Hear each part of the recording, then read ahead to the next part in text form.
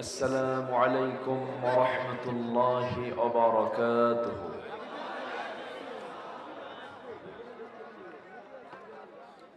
إن الحمد لله الأكرم الذي خلق الإنسان وكرمه وعلمه من البيان ما لم يعلم، فسبحان الذي لا يحصى امتنانه باللسان ولا بالقلم. نشهد أن لا إله إلا الله وحده لا شريك له،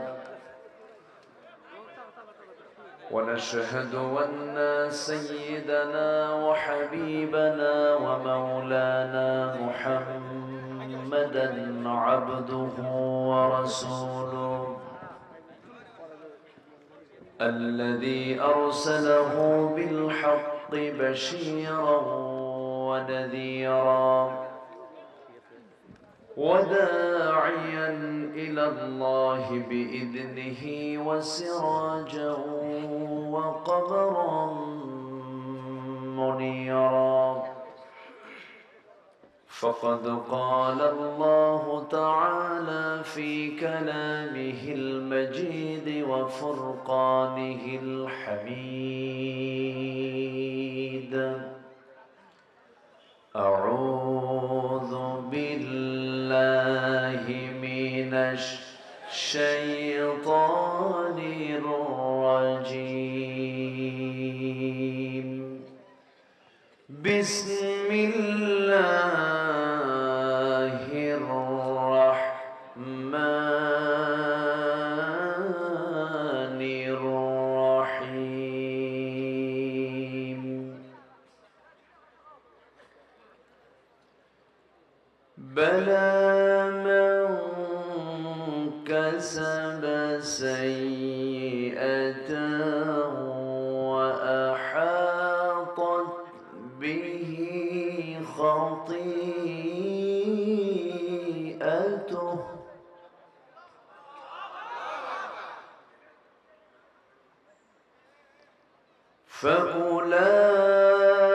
فأولئك أصحاب النار، هم فيها خالدون.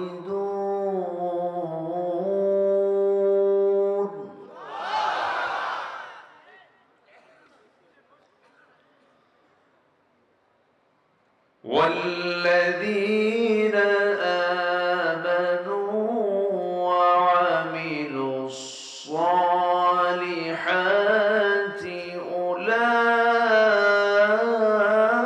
أولئك أصحاب الجنة،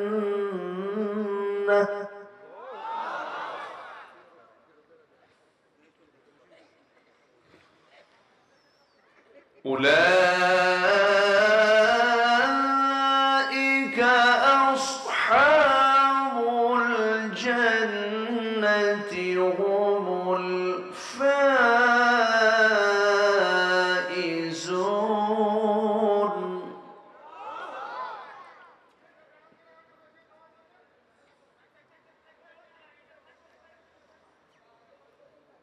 أولئك أصحاب الجنة هم فيها خالدون.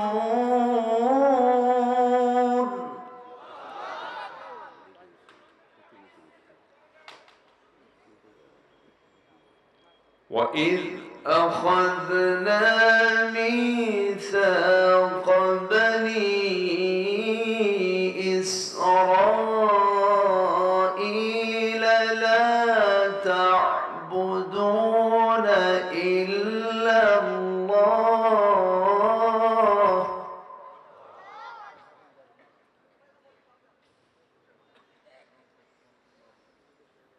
وبالوالدين إحسانا وذي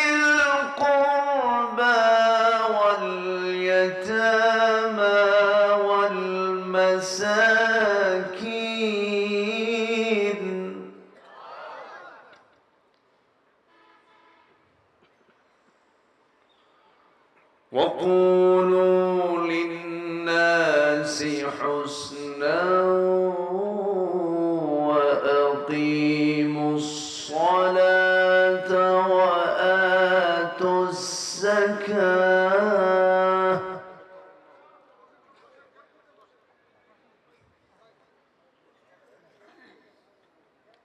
ثم توليتم إلا قليلا منكم وأنتم معرضون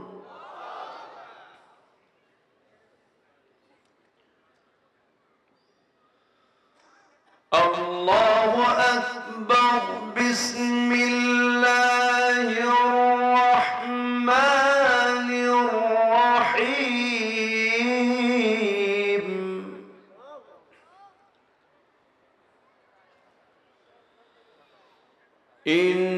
إن الله وملائكته يصلون على النبي يا أيها الذين آمنوا صلوا عليه وسلموا تسليما اللهم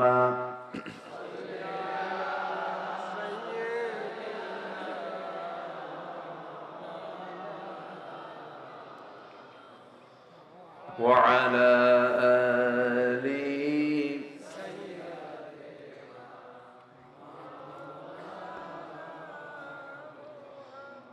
একটু জোরে সরে মোহাব্বত দিয়ে নবীর প্রেমে মাতোয়ারা হয়ে জবান খুলে সবাই বলুন আল্লাহুম্মা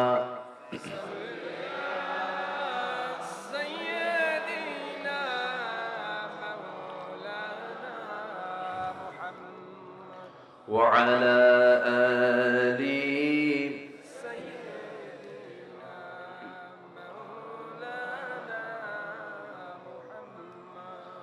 জীবনে কখনো তুমি মিথ্যা বলনি তাই তো তোমায় পেতে কাঁদে ধরণী কাঁদে ধরণী তোমারই মতো নেতা পেতে তোমারই মতো নেতা পেতে পৃথিবী আকুল হে রসূল আল্লাহুম্মা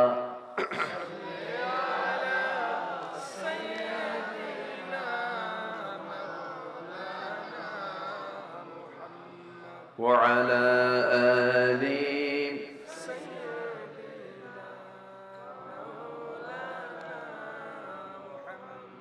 সবাই বলুন বালাগাল উলা বিকামালিহি কাশাফাত তুজা বিজামালিহি হাসানাত জামিউ খিসালিহি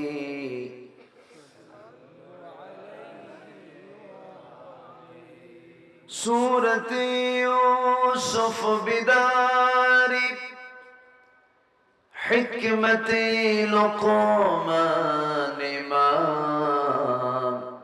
قارئ قرآن باري يهدي لساد مان ما بلغ العلا بكماله كشف التجى بجماله حسنت جميع خصاله صلوا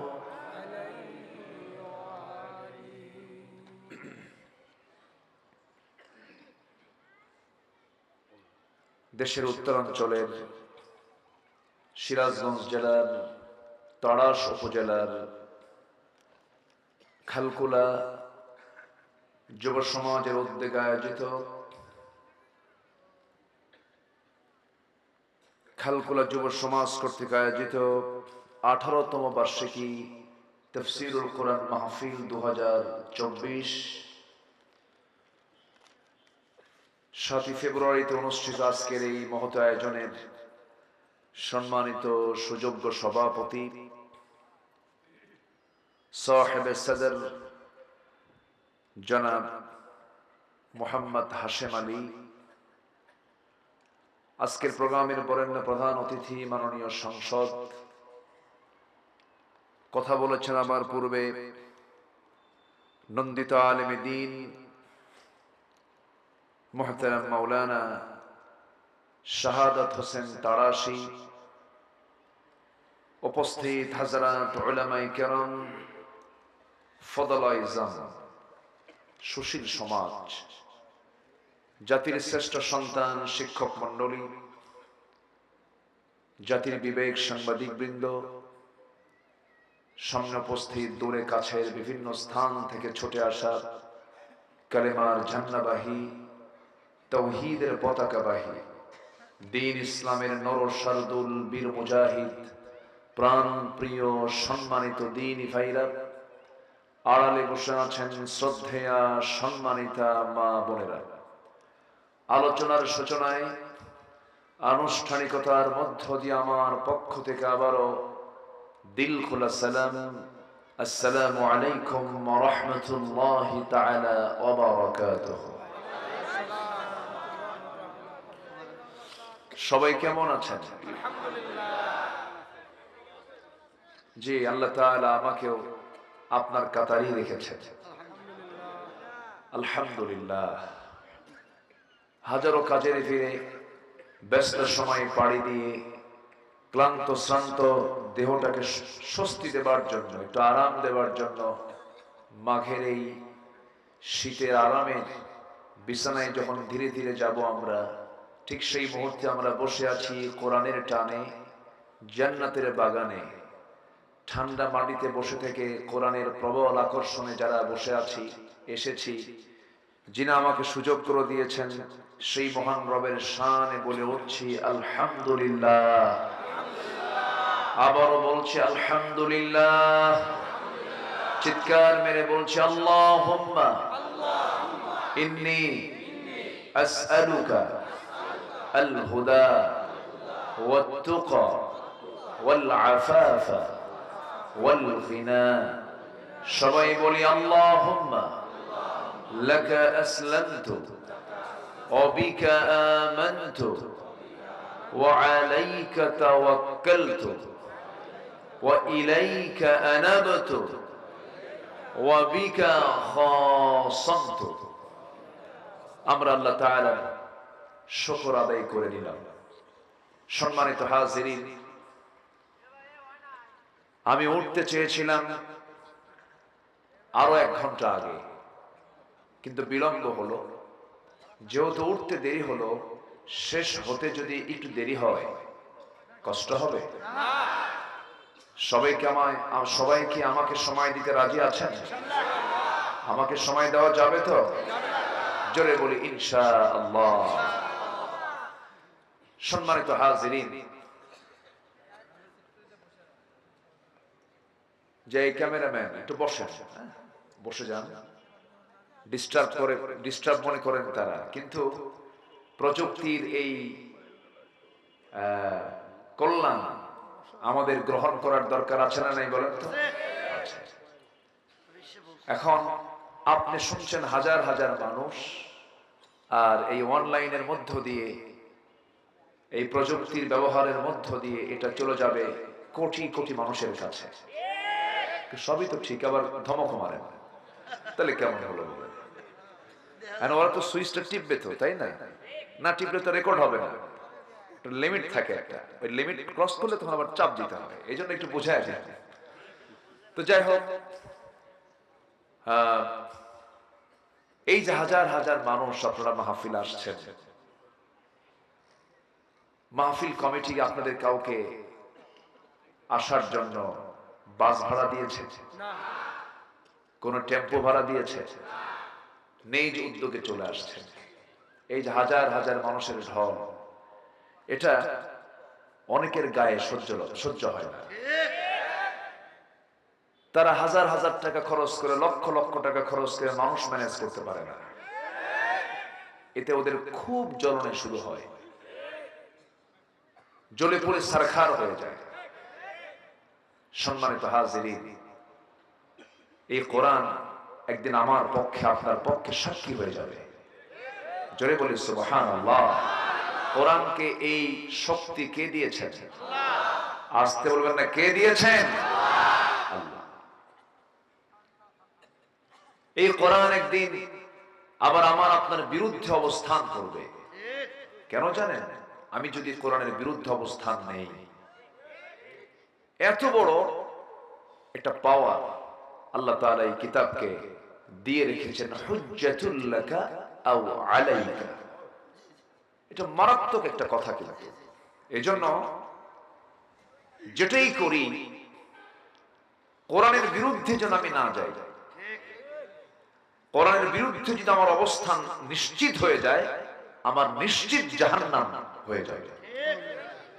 এই জন্য কোন ক্রমে কোরআনকে মাইনাস করে কোন কাজ করা যাবে?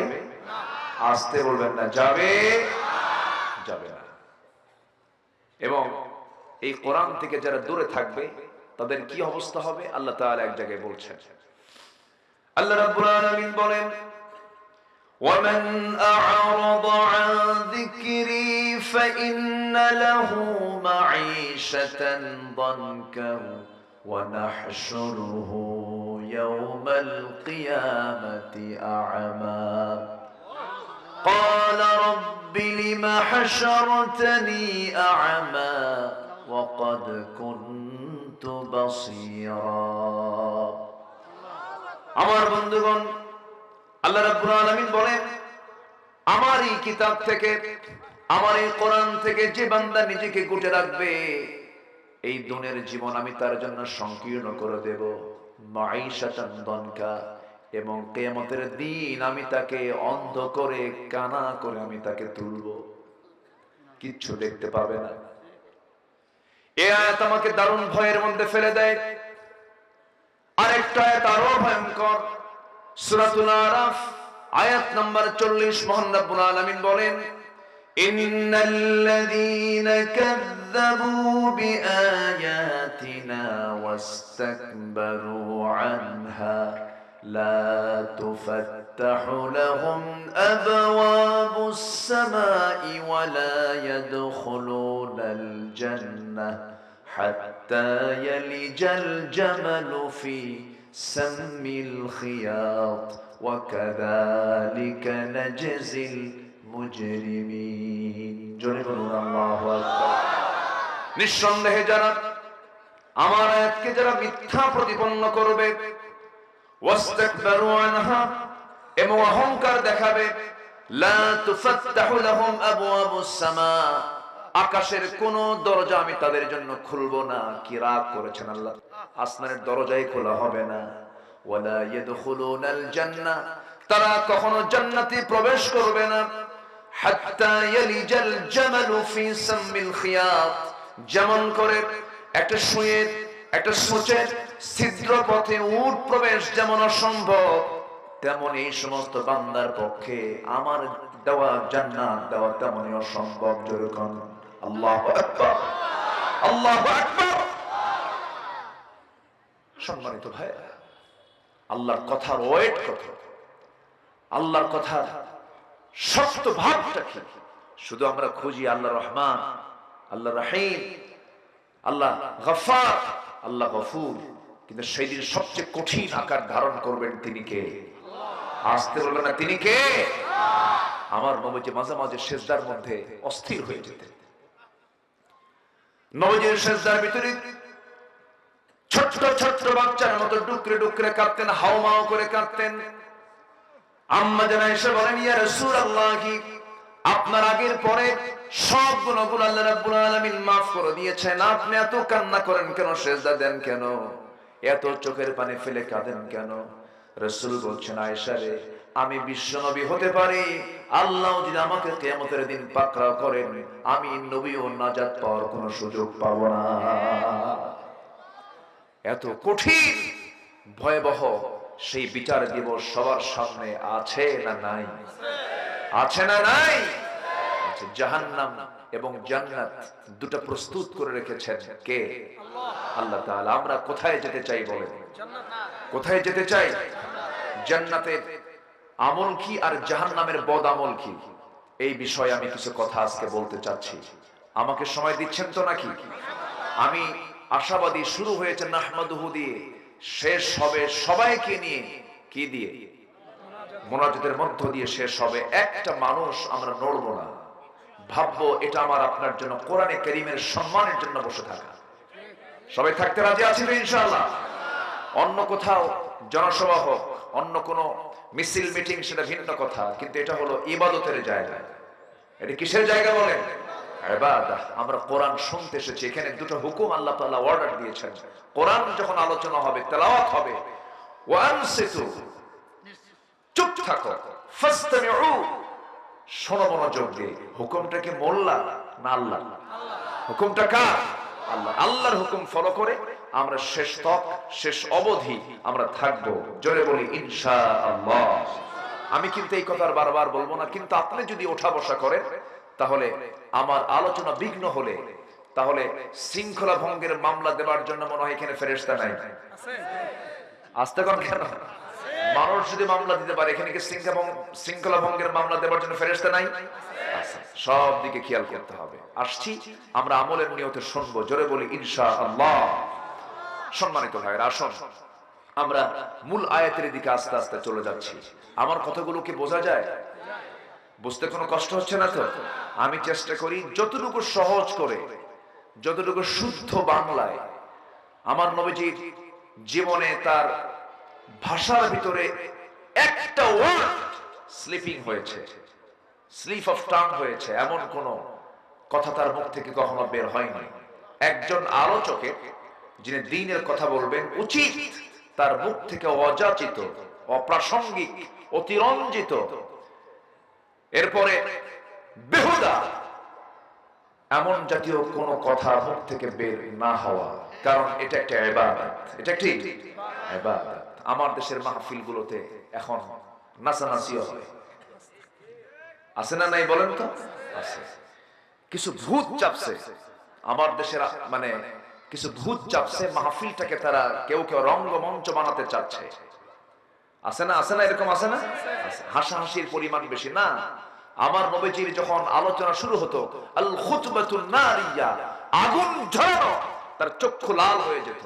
সাহাবায়ে কেরামদের ভিতরে প্রতিক্রিয়া হলো, কাঁপতে কাঁপতে বেকার হয়ে যেত সবগুলো। মাহফিলের পরিবেশ হওয়া উচিত মূলত এমনটা, ঠিক কিনা বলেন? আল্লাহ এদেশের এই মাহফিলের যে আবহমান কাল ধরে চলে আসায় যে সুন্দরী পদ্ধতি, সিস্টেম, এটা যিনি শুরু করেছিলেন তিনি তো আজকে নাই। পাখিটা খাঁচা মুক্ত হয়ে চলে গেছেন আল্লাহর কাছে। আল্লাহ তুমি তার কবরটাকে জান্নাতের টুকরা বানায় দাও। জোরে বলি আল্লাহুম্মা আমিন। কোরআনের আলোচনা করার, কোরআনের কথা বলার জন্য কি কি যোগ্যতা দরকার, কি কি পদ্ধতি দরকার, তিনি হচ্ছেন এদেশের সমস্ত আলেমদের এই আলোচনা করার ক্ষেত্রে একজন প্রবর্তক। বলি আলহামদুলিল্লাহ। একজন তিনি মডেল ছিলেন। আল্লাহ তুমি তাকে তোমার জান্নাতের উচ্চ মাকাম তুমি তাকে দিয়ে দাও। জোরে বলি আল্লাহুম্মা আমিন। আমি যেখান থেকে তেলাওয়াত করেছি সেই তেলাওয়াতকৃত সূরার নাম হলো সূরাতুল বাকারা। সূরাতুল বাকারা। বাকারা মানে হলো গাভী। বাকারা মানে কি? গাভী। গাভী এমন একটা প্রাণী, বলেন তো এর কোন অঙ্গটা কাজে লাগে না? এর কোন জিনিসটা, এমনকি এর পায়খানাও কাজে লাগে, জ্বালানিতে লাগে, তাই না? তো সূরাতুল বাকারা এটা এমন একটা সূরা, আল্লাহ তাআলা এর মধ্যে এমন কোন দিক নাই যা একটু না হলেও তিনি বলেন নাই, সব বলে দিয়েছেন। জোরে বলে সুবহানাল্লাহ। জোরে বলে সুবহানাল্লাহ। কি এটা? না না না না, এটা দেওয়া যাবে না। এটা শ্বাস প্রশ্বাস সমস্যা নেই। নমরুদ আসার তো মশা আসছে, বুঝলেন নাই? নমরুদ যদি না আসতো এই মশাটা আসতো না, বুঝলেন নাই? সমস্যা নাই। আচ্ছা, সূরাতুল বাকারার ঠিক মাঝখান থেকে মাঝামাঝি বলবো আমি ৮০, ৮১, ৮১, ৮২, ৮৩ আয়াত ত্রয়, ৩টা আয়াতে কারীম আমি তেলাওয়াত করেছি। এই ৩টা আয়াতের পরিপূর্ণ হক আদায় না করতে পারলেও আমি সামারাইজ করে কিছু নির্যাস আমি দেওয়ার চেষ্টা করব আপনার সহযোগিতার মাধ্যমে। জোরে বলি ইনশাআল্লাহ। আর বাকি ভরসা করব কার উপরে? আল্লাহর উপরে। আসুন আমরা সোজা আমরা আয়াতের দিকে চলে যাচ্ছি। সূরার নাম্বার বলেন তো, সূরার নামটা কি? বাকারা। আয়াত সংখ্যা হলো 286। 286। 286 এর অর্ধেক কত? না মনে মনে ভাবতেছেন যে আপনি অঙ্ক শিখান কেন, এটা ভাবতেছেন নাকি? অঙ্ক শেখার দরকার আছে। অঙ্ক না শিখলে জান্নাত পাওয়া যাবে না। কারণ নিজের অঙ্ক ঠিকই জানে, কিন্তু বোনের সম্পত্তি বোঝা দিতে হবে এই অঙ্ক জানে না। আছে না এরকম? অঙ্ক জানতে হবে, অঙ্ক না জানলে জান্নাত মিলবে না। তো 286 এর অর্ধেক কত? 143। কোরআন যে আল্লাহর কিতাব, শুধু একটা এক্সাম্পল আমি দেব। দেখেন আল্লাহ তাআলা কোরআনটাকে কত সুন্দর করে সাজাইছেন। আকাশ কি এলোমেলো না সাজানো? আকাশ কি অগোছালো না গোছালো? সূর্যের জায়গায় সূর্য, চাঁদের জায়গায় চাঁদ, তারার জায়গায় তারা, আকাশের জায়গায় আকাশ। আকাশের খুঁটি কয়টা কর? দেখেন এখানে একটা আকাশ বানাইছে, বানাইছে না? ছাদ বানাইছে, দেখেন কতগুলো খুঁটি, তাও গড়ে পড়ে হেলে পড়ে কত কি হয়। আল্লাহ তাআলা একটা আকাশ, একটা ছাদ বানিয়েছেন। গোটা পৃথিবী কয় ছাদের নিচে আছে? সবাই এক ছাদ। খুঁটি আছে? তাহলে আমাদের বিল্ডিং এ কি লাগে? আর আল্লাহর ছাদে কোনো খুঁটি লাগে না। আচ্ছা, আমাদের এইখানকে আলোকিত করার জন্য কতগুলো লাইট? একাধিক, অনেক লাইট, তাও খুব একটা জমতেছে না, দিনের মতো না। অথচ আমার আল্লাহ তাআলা গোটা পৃথিবীকে আলোকিত করার জন্য ওয়ানলি লাইট কয়টা লাগিয়েছে? বলেন কয়টা? একটা। সেটা কি যায়? বিদ্যুৎ যায় নাকি? সেই সূর্যের আলো কি যায়? মাঝে মাঝে যায়। এরকম হয় কি কখনো? আর আমাদেরটা স্মার্ট, ওভার স্মার্ট, খেলা আসে আর যায়। সম্মানিত ভাইয়েরা, সবকিছু সাজানো আল্লাহ তাআলা এই পৃথিবী সাজিয়েছেন। সেই আল্লাহ তাআলাই কোরআনটাকে সাজিয়েছেন। একটু মনোযোগ দিয়ে কথাগুলো শুনবেন, কান লাগাবেন। কারণ কোরআনের কথাগুলো সোজা শোনার জন্য মনোযোগ থাকতে হবে। এক নাম্বার, গুরুত্ব দিতে হবে, মনোযোগ দিতে হবে। 143 নম্বর আয়াত, 286 অর্ধেক হলো 143। কোরআন যে আল্লাহর নাজিল করা কিতাব, কোরআনের যে আয়াত যেখানে সেট করা দরকার সেখানে সেট করেছেন, একটু কম বেশি করা হয় নাই। আল্লাহ রাব্বুল আলামিন অর্থের সঙ্গে সঙ্গতি রেখে আয়াতটা সেট করেছেন। দেখেন আল্লাহ রাব্বুল আলামিন এই আয়াতে কি বলছেন? ওয়া কাযালিকা জাআলনাকুম উম্মাতান ওয়াসাতান লিতাকুনু শুহাদাআ আলান নাস ওয়া ইয়াকুনার রাসূলু আলাইকুম শাহীদা। আমি এমনই করে তোমাদেরকে আমি মধ্যম জাতি করে দুনিয়াতে পাঠিয়েছি। প্রথমেও পাঠাই নাই, শেষেও পাঠাই নাই। আমাদেরকে বলা হলো মধ্যম জাতি করে তোমাদেরকে দুনিয়াতে পাঠিয়েছি। এবং আল্লাহ তাআলা যে আয়াতটা সেট করেছেন, শেষেও নয়, প্রথমেও নয়, মধ্যে। আবার আয়াতের অর্থ হলো মধ্যে। জোরে কোন সুবহানাল্লাহ। আরেকটা আয়াতে আল্লাহ রাব্বুল আলামিন বলেন, ইন্নী রাআইতু 11 কাওকাবা। ইউসুফ আলাইহিস সালাম স্বপ্নের মধ্যে দেখতে পেলেন 11টা নক্ষত্র আমি দেখলাম আব্বা, 11টা নক্ষত্র আমি দেখতে পেয়েছি। 11টা নক্ষত্র, এই বাক্যটা ইন্নী রাআইতু 11 কাওকাবা, এর মধ্যে আল্লাহ তাআলা 11টা নক্তাও দিয়েছেন। নক্তাও 11টা, নক্ষত্র 11টা। সংখ্যা তথ্যের এক অপূর্ব সমন্বয় ঘটিয়ে কোরআনের মতো কোরআন পৃথিবীর কোন মানুষের পক্ষে রচনা করা সম্ভব নয়। জোরে বলে সুবহানাল্লাহ।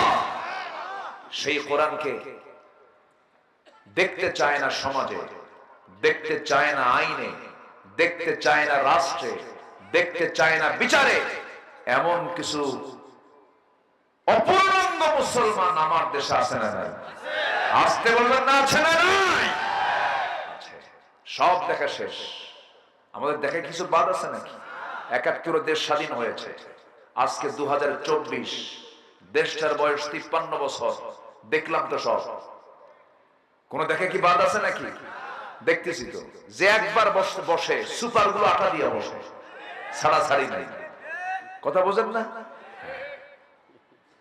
সব দেখলাম আমরা, সব দেখা শেষ। আগামীর দেশ আমরা দেখতে চাই কোরআনের দেশ। রাজি আছেন কারা কারা? হাত উঁচু করে দেখান মুসলমান।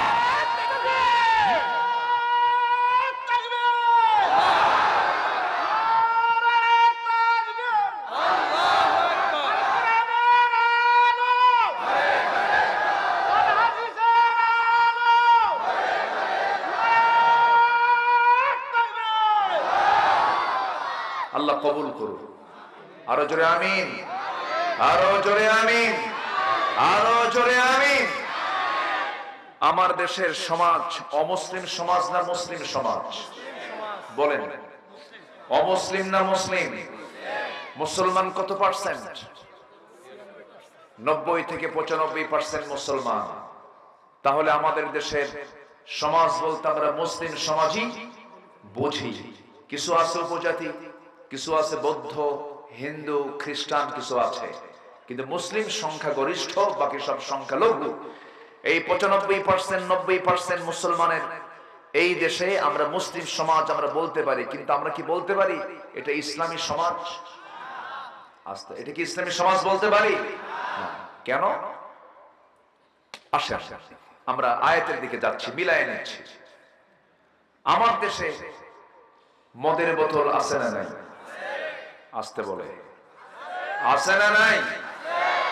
জেনার কারবার, সুদ তো একেবারেই নেই। হ্যাঁ, আচ্ছা, আপনি কি রাগ করতেছেন নাকি? লাইনকে অন্যদিকে নিয়ে যাব না? রাখবো? আপনি না বললেও তো রাখবো। কথা বলছেন? আচ্ছা, তাহলে মদ আছে, জেনা আছে, সুদও আছে, জুয়া তো নাই, ক্যাসিনো,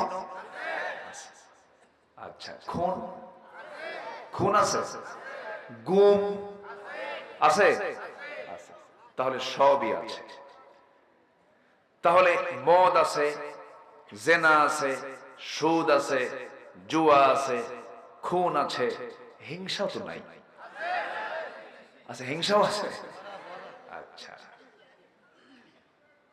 জমির আইল ঠেলাঠেলি আছে, আইল ঠেলে এলাকা আছে, আছে।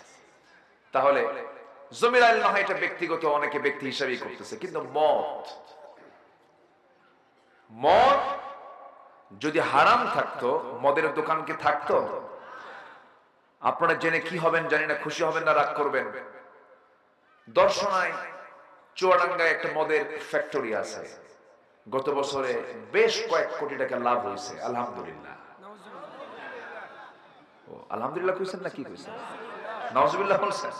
আচ্ছা, তাহলে আমাদের দেশের অর্থনীতির ভিতরে মদ বিক্রির টাকাও কিন্তু আছে। কেরু, হ্যাঁ তো। আচ্ছা, তো এখন বিষয়টা হলো, আমার রাসূল বলছেন আল খামরু উম্মুল খাবাইস, মদ হলো সমস্ত পাপের মা, সমস্ত পাপের মূল হলো কি? মদ। এটা কি আমার আপনার কোন কথা? রাসূল বললেন। এখন আল্লাহ কি বলছেন দেখেন মদের ব্যাপারে, যে মদ আমার দেশে সংসদে তেলাওয়াত দিয়ে অধিবেশন শুরু করেই মদের আইন পাস করে। কি সুন্দর সিস্টেম, তাই না? আল্লাহ রাব্বুল আলামিন মদের ব্যাপারে কি বলছেন? ইন্নামাল খামরু ওয়াল মাইসির ওয়াল আনসাবু ওয়াল আজলামু রিজসুম মিন আমালিশ শাইতান ফাজতানিবুহু। জোরে বলুন আল্লাহু আকবার। মদ, জুয়া, এই সমস্ত কারবার হলো সম্পূর্ণ শয়তানের কাজ। এগুলো থেকে নিজেকে গুটে রাখো। মদ এমন একটা গুনার নাম, এমন একটা পাপের নাম, সমস্ত পাপকে মদ টেনে আনে। কারণ মদের ফলাফল হলো মদ্যপান করলে তাল না মাতাল, আসতে বলবেন না, তাল না মাতাল। যে মদ্যপানের মধ্য দিয়ে নিজের মেয়ে কোনটা বউ কোনটা বুঝতে পারে না, কি ঠিক কিনা বলেন? মেয়ে বোঝা যায় না, বউ বোঝা যায় না, মাতাল হয়ে যায়। মদের ফলাফল হলো সে মাতাল, মস্তিষ্ক বিকৃত হয়ে গেল। আল্লাহ রাব্বুল আলামিন বহু কারণে মদকে হারাম করে দিয়েছেন। এক নাম্বার কারণ হলো সে মাতাল হয়ে যায় এবং সমস্ত পাপের টাম্মা। একটা উদাহরণ দিলে স্পষ্ট হয়ে যাবে। কোন এক আল্লাহওয়ালা একটা নগরে বসবাস করতেন, শহরে বসবাস করতেন। ওই শহরে একজন জঘন্য নারী, পতিতা নারীর বসবাস ছিল। ওই পতিতা নারী মনে মনে চিন্তা করলো, বহু পুরুষের জীবন নষ্ট করেছে, এই আল্লাহওয়ালাকে টার্গেট করবো, এর জীবনটা নষ্ট করার জন্য চেষ্টা চালাবো। প্ল্যান করে তাকে ফুসলায় ঘরের মধ্যে পর্যন্ত তুলে ফেলে দিয়েছে। তুলে ফেলে বলছে, শোনো, আমি কিন্তু জানাতেন মহিলা নই, আমি হলাম এই শহরের পতিতা নারী। তোমাকে টার্গেট করে ফেলেছি। আমি তোমার জন্য তিনটা অপশন খুলে রাখলাম। নাম্বার 1 মদের বোতল, নাম্বার 2 হলো তোমার জন্য রেখে দিয়েছি এই যে শিশুটা, আর নাম্বার 3 হলাম আমি। মদের বোতল থেকে মদ খাবে, আমি তোমাকে ছেড়ে দেব, অথবা আমার সঙ্গে জেনা করতে হবে, নচেত এটাও যদি না করতে চাও শিশুকে খুন করতে হবে। তিনটা অপশন তাকে দেওয়া হলো। এই তিনটার একটা যদি না করো, আমি এমন চিল্লান মারবো, গোটা নগরবাসী আমার ঘরে চলে আসবে, তোমার সম্মান শেষ হয়ে যাবে। এত বড় চাপের মধ্যে যখন ফেলে দিয়েছে, সে আল্লাহওয়ালা মনে মনে চিন্তা করে, খুন তো করাই যাবে না, জেনা করলে ঈমান থাকে না। মদের বোতলের দিকে চেয়ে থেকে ভাবতেছে, অন্তত একটা বোতল থেকে একটা ঢোক মারলে দেখি যদি এখান থেকে না যদি পেয়ে যাই। যখন বোতলের মুখটা খুলে একটা ঢোক যখন মেরে দিয়েছে, মাতাল হয়ে গেছে। মাতাল হলে জেনা হয়, মাতাল হলে খুনও হয়, ঠিক কিনা? তাহলে মদ আছে যেখানে, জেনা আছে সেখানে, জেনা আছে যেখানে, খুন আছে সেখানে, ঠিক কিনা? আজকে এগুলোকে প্রমোট করা হয়। যুবকরা, ওই নেতৃত্বের মুখে থুতু মারো যে নেতা তোমার হাতে মদের বোতল তুলে দিতে চায়। যুবকরা, তুমি একটা বাংলাদেশ, এটা মাথায় রাখবা। তুমি জেগে উঠলে দেশ জেগে উঠবে। এই দেশকে, এই দেশের কৃষকরা পিছায় দেয়নি, এই দেশকে কোন শ্রমিকরা পিছায় দেয়নি, এই দেশকে কোন প্রবাসী পিছিয়ে দেয়নি। কৃষক অশিক্ষিত, শ্রমিক অশিক্ষিত, প্রবাসী বছরের পর বছর দেশ থেকে বউ বাচ্চার মায়া ত্যাগ করে বাপ মার চেহারা না দেখে কি খাটানিগুলো তারা দেয়, প্রবাসে গিয়ে রক্ত পানি বানায় ফেলে দেশে রেমিটেন্স পাঠায়। এরা হলো অশিক্ষিত। আর এরা যখন দেশকে এগিয়ে দিচ্ছে, দেশকে পিছায় দিচ্ছে কারা? ওই সমস্ত শিক্ষিত নামের কলম চোরেরা, যারা কোরআনকে, সমাজকে, কোরআন দিয়ে সমাজকে গড়তে চায় না, ঠিক কিনা? কষ্ট পাচ্ছেন? কথা বলবো? কোন সমস্যা, কোন টেনশন? সম্মানিত ভাই, একটু মনোযোগ দিয়ে কথাগুলো শুনুন। আজকে আমার কথাগুলো অনেকের গায়ে লাগতে পারে, গায়ে লাগলে আমার তো কোনো যায় আসে না। আমি তো আমার বাপের কথা বলতে আসি না, আমি বলতেছি কোরআন থেকে কথা, ঠিক কিনা? কোরআনের কোন আয়াতে আপনি দেখবেন যে মদ জায়েজ আছে? তাহলে কোরআনের যে আয়াতে বলা হচ্ছে, কোরআন বলে দিচ্ছে মদ হারাম। আপনি যদি বলেন আপনি এই বিষয়ে কথা বলবেন না, আপনি কোরআনের বিরুদ্ধে অবস্থান নিচ্ছেন, আপনাকে আমরা ছাড়ব না। আজকে যুবকরা শেষ হয়ে গেল। ইয়াবা ট্যাবলেট হাতে হাতে তুলে দেয়, ফেন্সিডিল তুলে দেয়। আমি কি ভুল বলছি? আমি কি ভুল বলছি? একটা জাতির ধ্বংসের জন্য যুবকদেরকে টার্গেট করলে হয়ে যায়। যুবকরা আজকে মাদকাসক্ত। এর মধ্যে আবার কোরআন তো নাই, সিলেবাস কারা কি করছে আল্লাহই জানে। হ্যাঁ, আমরা জানি পুরুষ আর নারী, এটাই হলো পৃথিবীর ন্যাচারাল। পুরুষ এবং নারী থেকে, আদম এবং হাওয়া থেকে পৃথিবীতে সমস্ত মানুষের আগমন। মিন যাকারিন ওয়া উনসা ওয়া জাআলনাকুম শুউবান ওয়া ক্বাবাইলা লিতাআরাফু। কিন্তু এখন মেল ফিমেল সাথে আবার ট্রান্স জেন্ডার, ট্রান্স জেন্ডার মানে ট্রান্স, ও মানে ও থাকবে না, পুরুষও থাকবে না, মহিলাও থাকবে না, ও আলাদা জাত থাকবে। ওই আলাদা জাত যেটা ট্রান্সজেন্ডার, ওদেরকে ভিন্ন গ্রহে পাঠায় দিয়া ওই জায়গায় ওরা খাক, পুরে মরুক, ওদের তো বাচ্চা কাচ্চা হবে না। এগুলো কি শেখানো হচ্ছে? আচ্ছা, ফিলিস্তিন বন্ধু না ইসরায়েল বন্ধু আমার, বলেন তো? বলেন, ফিলিস্তিন আমার ভাই না ইসরায়েল আমার ভাই? তাহলে ক্লাস 9-10 এর সিলেবাসে কেন সামাজিক বিজ্ঞান বইয়ের মধ্যে ইসরায়েলের মানচিত্র দেখানো হলো? উচিত ছিল ফিলিস্তিনের মানচিত্র দেখানো। কয়টা বলবো? সর্বাঙ্গে ব্যথা, ওষুধ দেব কোথা? বহু কথা। সম্মানিত ভাইয়েরা, সম্মানিত বন্ধুগণ, মুখে অনেক কথা আসছে, কিন্তু আল্লাহর কসম করে বলি, আমি কোন ব্যক্তি, কোন দল, কোন গোষ্ঠীকে গালি দেওয়ার জন্য কথা বলছি না। কোরআন যাকে গালি দিচ্ছে আমি তাকে কথা বলছি। সম্মানিত ভাইয়েরা, মদ কিয়ামত পর্যন্ত হারাম, কেউ এটাকে হালাল করতে পারবে না। মদের ধারে পাশে আমরা যাব না। জোরে বলি ইনশাআল্লাহ, জোরে বলি ইনশাআল্লাহ। পাপ করলে পাপ আমাকে ঘেরাও করে ফেলবে, পাপ করলে পাপ আমাকে ঘেরাও করে ফেলবে। আল্লাহ রাব্বুল আলামিন বলেন সূরা বাকারার 81 নম্বর আয়াত, কোট করে রাখেন, মহান রব্বুল আলামিন বলছেন, বালা মান কাসাবা সাইয়্যাতান ওয়া আহাতাত বিহি খাতিআতুহু ফাউলাইকা আসহাবুন নার হুম ফিহা খালিদুন।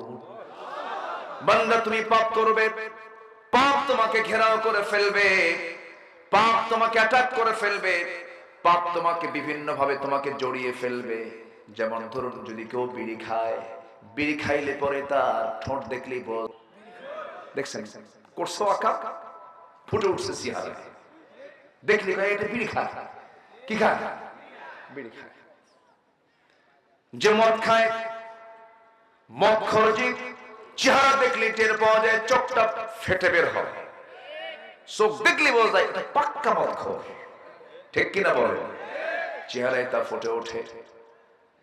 আমার বন্ধুগণ, মদ তো খেলে মাতাল হয়ে যায়। এক বেচারি মদ খায়, রাত 3টার দিকে বাড়িতে আসছে, বাড়িতে এসে দরজায় ডাক দিচ্ছে। তো বউ তো ভাবতেছে যে এ তো মদ খেয়েছে, কারণ বউ তো জানে তার স্বামীর খবর। স্বামীর খবর কি অন্য কেউ বেশি জানে? স্বামীর খবর বেশি জানে কে? বউ। বউ জানে আমার স্বামী কয় নাম্বার মানুষ, এটা বউরা ভালো জানে। এই জন্য রাসূল বলেছেন, আমি বিশ্ব নবী, আমি আমার বউদের কাছে ভালো। আমি বলে দিয়েছি, বউরা রাতের আঁধারে যা করি তা বলে দাও। সাহাবীদেরকে বলেছি, দিনের আলোতে যা করি তা বলে দাও। পৃথিবীতে এমন কোন লিডার আপনি পাবেন না যে 24 ঘন্টা সবকিছু বলে দিলে তার ইজ্জত থাকবে। রাসূল ছিলেন আমার আদর্শ। জোরে বলেন সুবহানাল্লাহ। তো এখন রাত 3টার দিকে এসে যখন বলতেছে, ডাকতেছে, এই দরজা খোল, বউ মনে মনে ভাবতেছে তো মদ খেয়ে আসছে, রাত 3টা, দরজা খুলি কেন? বড় একটা ছেলে আছে, ছেলেকে ডাক দেয়, বলে আব্বা এদিকে আসো, তোমার বাপ তো আসছে, ভয় পাচ্ছি দরজা খুলতে, আসো সাথে। দরজাটা খুলি, দরজা খোলা মাত্রই মদ খাইছে ডাবল, চোখ লাল টকটকা, বউয়ের দিকে তাকায় বলছে, আম্মা আসসালামু আলাইকুম। বুঝলেন? এখন বউ বলে, হাই রে আমার পোড়া কপাল, তোমার কি একটু হুঁশ হলো না? যুবক ছেলের সামনে দাঁড়ানো, তার সামনে আমার মা বলে ডাকা, একটু কি হুঁশ নাই তোমার? লজ্জা নাই তোমার? ছেলের দিকে তাকায় বলে, দুলাভাই আসসালামু আলাইকুম। এটাই হলো মদের ফলাফল। সম্মানিত ভাইয়েরা, এই সমস্ত পাপ কাজগুলো আজকের সমাজে কঠিন হয়েছে না সহজ হয়েছে? কঠিন হয়েছে না সহজ হয়ে গেছে? সহজ, সহজ, ইজি। এটা কোনো কিছুই না। মানে জাস্ট নো ম্যাটার, এটা কিচ্ছু কোনো ব্যাপারই না। এটা সাথে আরেকটা যোগ দিয়েছে ট্রান্সজেন্ডারের সাথে সমকামিতা। সমকামিতা হলো পুরুষ পুরুষকে বিয়ে করবে, নারী নারীর প্রতি আসক্ত হবে, যা কুত্তার মধ্যেও নেই। কুত্তার মধ্যে আছে কোন? ওর কুত্তার মধ্যে একটা মানে ওর মধ্যে একটা সেন্স আছে। ও কিছু হলেও বসে কি হয়েছে এটা, আমি তো ভয় পেয়ে গেছি, থাপ্পড় মারে খারে আবার। মানে সাইলেন্ট থাকতে হবে, চুপচাপ থাকতে হবে। আপনারা যা করেন আপনাদেরকেও দেখেন, সম্মানিত ভাইয়েরা। তো এখন এই সমকামিতা হোমোসেক্স এটা বোঝার জন্য কিন্তু বেশি বুদ্ধি লাগে না। ব্রিটেনের প্রধানমন্ত্রী ঋষি সুনাক তিনি বলেছেন, তিনি একজন অন্য ধর্মের মানুষ, ভারতীয় বংশোদ্ভূত ব্রিটেনের প্রধানমন্ত্রী। তিনি বলেছেন, a man is a man, a woman is a woman, that's just a common sense. একটা পুরুষ একটা পুরুষ, একটা নারী একটা নারী, এটা বোঝার জন্য কিচ্ছু লাগে না, এটা কমন সেন্সই যথেষ্ট।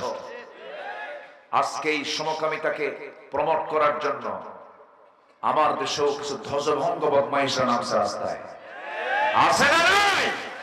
কেন জানেন? ভারতে প্রায় সমকামিতাকে তারা আইন আকারে পাশ করার চেষ্টা করতেছে। আমেরিকা ইউরোপের বহু দেশে সমকামিতার আইনটাকে বিল টেনে সংসদ আইন আকারে পাশ করছে। এই অসভ্য দুনিয়াকে সভ্য করার জন্য মুসলমানদের নেতৃত্ব হাতে আনতে হবে। মুসলমান, ঠিক কিনা? সম্মানিত ভাইরা, সম্মানিত বন্ধুগণ, আজকের ডেড সি প্রমাণ হয়ে আছে, সাক্ষী হয়ে আছে। জর্দান ফি আদনাল আরদ, গোটা পৃথিবীর সবচেয়ে নিম্নাঞ্চল হলো জর্দানের ডেড সি এলাকা। যে এলাকার নাগরিকরা একসময় আজ থেকে 5000 বছর আগে এই সমকামিতা করতে গিয়ে আল্লাহ তাদের সবগুলোকে ধরে আকাশের উপরে তুলে নিয়ে এক ঠেক না মেরে মাটির মধ্যে গেড়ে দিয়ে শেষ করে দিয়েছে এই সমকামিতা। যুবকরা, তুমি সেই লোকটাকে ফলো করবে যার দিকে তাকালে আমার নবীর কথা মনে হয়। কথা কি বোঝা যায়? কথা বোঝা যায়? তোমাকে নষ্ট করার জন্য চতুর্দিক থেকে অক্টোপাসের মতো তোমাকে ঘিরে ধরার চেষ্টা করবে, না, কোন দিকেই যাওয়া যাবে না। তোমাকে ধরতে হবে একমাত্র কোন কিতাব? আসতে বলবেন না, কোন কিতাব? কোরআনকে ধরতে হবে।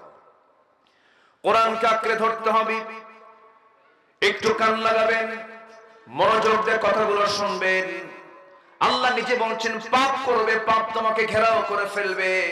যখন কোন বান্দা পাপ কাজ করে ফেলে তার মধ্যে 7টা নিন্দনীয় জিনিস চলে আসে, জঘন্য জিনিস চলে আসে। যখন কোন বান্দা পাপ করে 1 নাম্বার তার মধ্যে চলে আসে, সে নির্লজ্জ হয়ে যায়, বেহায়া হয়ে যায়, কোন লজ্জা থাকে না তার মধ্যে। দেখেন না, কিছু কিছু লোক আছে খালি মিশা কথা কয়, আছে না? আছে কিনা বলে, নির্জলা মিথ্যা কথা বলে, ঘন ঘন মিথ্যা কথা বলে। এই দেশে মিথ্যা কথা কারা বেশি বলে? জনগণ জানে, জানে না? জনগণ জানে না? যারা বেশি মিথ্যা কথা বলে তারাই নেতৃত্ব দেয়। ঘন ঘন মিথ্যা কথা বলে, যা মুখে আসে তাই বলে। সম্মানিত ভাইয়েরা, সম্মানিত বন্ধুগণ, যখন মানুষ পাপ করে ওর মধ্যে কোনো লজ্জা থাকে না, বেহায়া হয়ে যায়। নাম্বার 2 হলো সৌন্দর্য নষ্ট হয়ে যায়। নাম্বার 3 হলো রোগাক্রান্ত হয়ে পড়ে। পাপ করবে, রোগ ছড়বে। এটা কার কার ফয়সালা?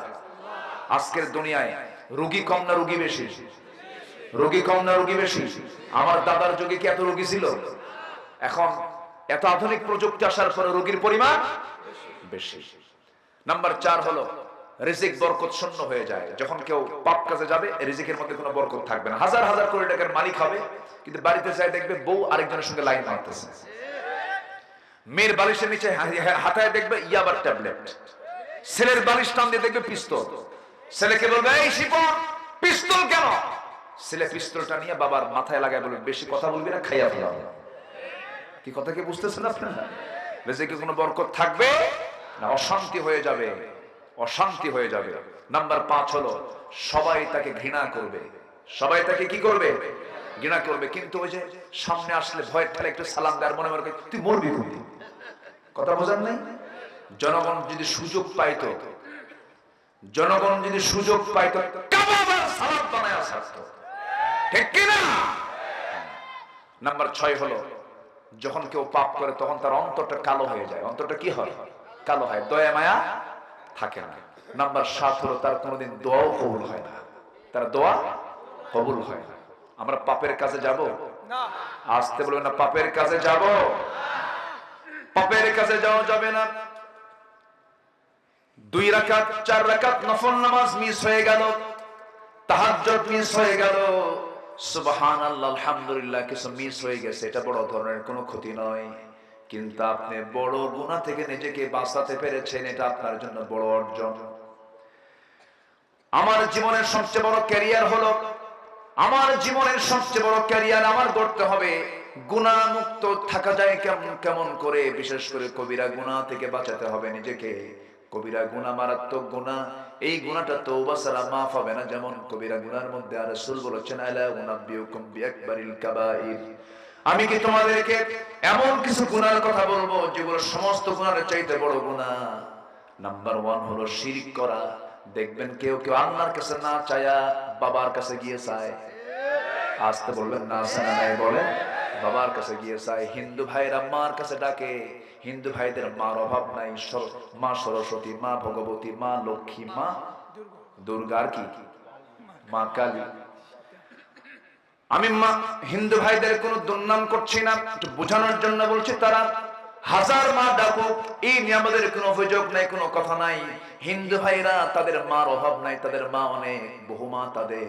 কিন্তু কিছু মুসলমান চিন্তা করলো, তারা তো ধরছে মা, আমরা ধরবো বাপ, দয়াল বাপ, খাজা বাপ। আসলে এরকম কিছু আছে না বলেন তো?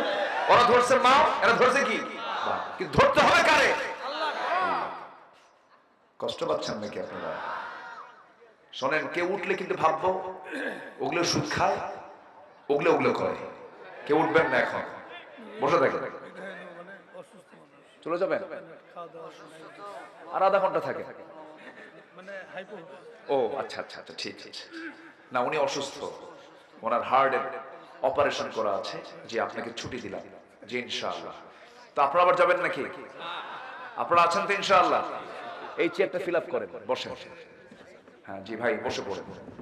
আলহামদুলিল্লাহ, আমি অত্যন্ত আনন্দিত, আমি খুবই খুশি। আপনারা এত ভদ্র, এত শান্ত আপনারা, এবং এতটাই শৃঙ্খল, আমার কলিজা ভরে গেছে জানেন। আমি খুবই আনন্দ পাচ্ছি আপনাদেরকে পেয়ে। আলহামদুলিল্লাহ, জোরে বলি আলহামদুলিল্লাহ। আমার কথা বুঝতে কারো কষ্ট হচ্ছে না তো? কষ্ট হওয়া মাত্রই বলবেন, আমি দোয়া করে দেব। আমি আলোচনা চালাবো তো ইনশাআল্লাহ। আমার দিকে তাকান। হ্যাঁ, তাহলে হিন্দু ভাইরা ধরেছেন মা, আর আমাদের মধ্যে কিছু মুসলমান ধরছে কি? বাবা। বাবাও ধরা যাবে না, মাও ধরা যাবে না। ধরতে হবে কাকে? আজ চাইতে হবে কার কাছে?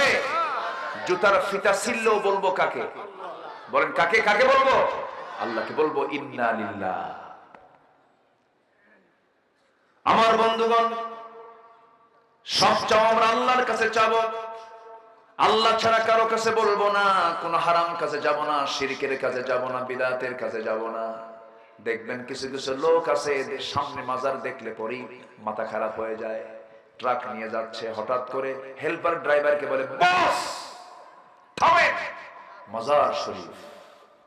কস কস 100 টাকার নোট দিয়া বলল, এখন আমরা মুক্ত কেন, আর কোন অ্যাক্সিডেন্ট হবে না।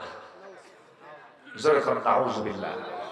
হেফাজত করার মালিক কি দরবার না আল্লাহ? হেফাজত করার মালিক কে? টাকার প্রয়োজন কি মরা মানুষের না জিন্দা মানুষের? তো ওখানে শুয়ে আছে কে? মরা না জিন্দা? মরা মানুষের আপনি কি লাগে? ভাইরে, আমি করজোরে মিনতি জানাই, কেউ আমাকে মন খারাপ করবেন না। আমি যা বলছি কোরআনকে সামনে রেখে। আমি নিজে গেছি মদিনায়, আমার নবীর মদিনার কবরের সামনে। আমার নবীর কবরের চাইতে কি উন্নত কবর, সম্মানজনক কবর কি পৃথিবীতে কারো থাকতে পারে?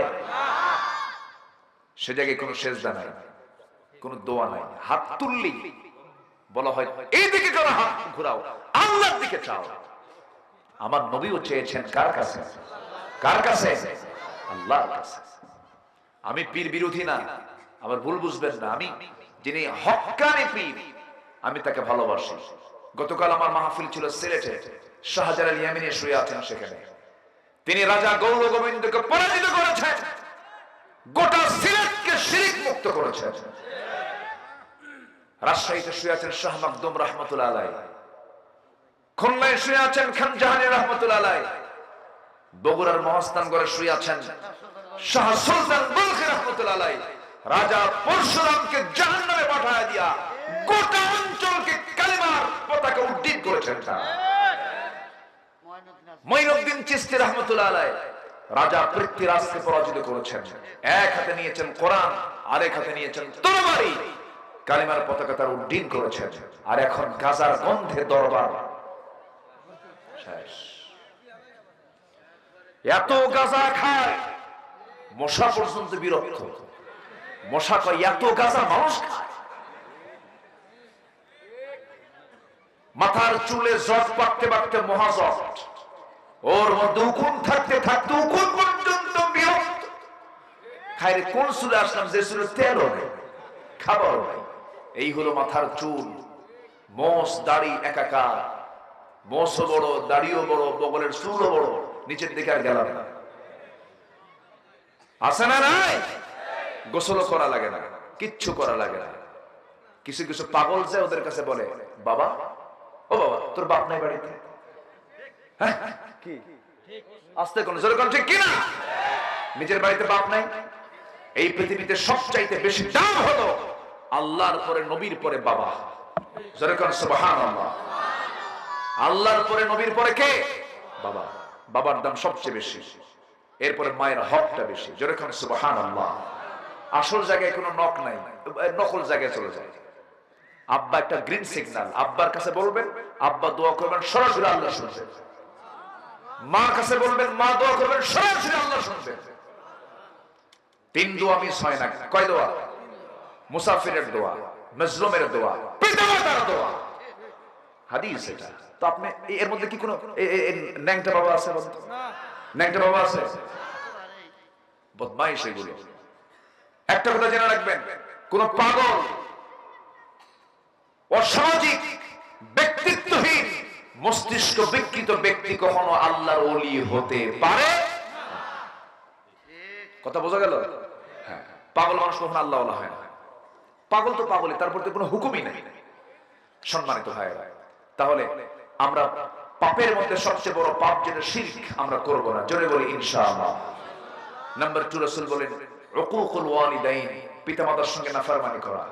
এমন সন্তান তো তাড়াশে নাই, আসতে অ্যাভেলেবল। এমন সন্তান কি হওয়া যাবে? বাবারা, মাকে কষ্ট দিবা না। মা হেরে গেলে আর পাওয়া যায় না। বাপকে কষ্ট দিবা না, হেরে গেলে আর পাবা না, কখনো পাবা না। পরে আফসোস করবা, যাহারে কি হারাইছে। এই যে বুড়ো চাচা বসে আছে যারা, আমার এই কথা শুনে তাদের চোখে কিন্তু পানি আসে। যারা বাপ হারাইছে তারা বুঝে কি সম্পদটা আমরা হারাইছি। পৃথিবীর কোথাও কেউ শেল্টার না দিলে বাপ শেল্টার দেয়। পৃথিবীর কোথাও জায়গা না হলে মা তাকে জায়গা করে দেয়। মা, বাপ। রাসূল বলেছেন, আমি আমার বাপকে দেখি নাই, আমি আমার মাকে প্রাপ্তবয়স্ক অবস্থায় দেখি নাই। কিন্তু সাহাবীরা, পৃথিবী থেকে যদি তুমি জান্নাতের সিগন্যাল নিয়ে যেতে চাও, বাবার মুখ থেকে সিগন্যাল নিবা, গ্রিন সিগন্যাল, দোয়া নিবা, তোমার জন্য জান্নাতের গ্রিন সিগন্যাল তুমি পেয়ে যাবা। জোরে বলুন সুবহানাল্লাহ। বাপ মা যদি দোষও করে, শক্ত ভাষায় সেই দোষ ধরাও জায়েজ নাই, কখনো না, কখনো। এখানে কোনো আইনই চলবে না, এখানে কোনো বিধানই চলবে না। এক সাহাবী মারা যাবেন, নবীদের জীবদ্দশায় ইন্তেকাল করবেন, মুখ থেকে কালিমা বের হয় না। মুখ থেকে, সাহাবী কিন্তু মুখ থেকে কালিমা বের হয় না।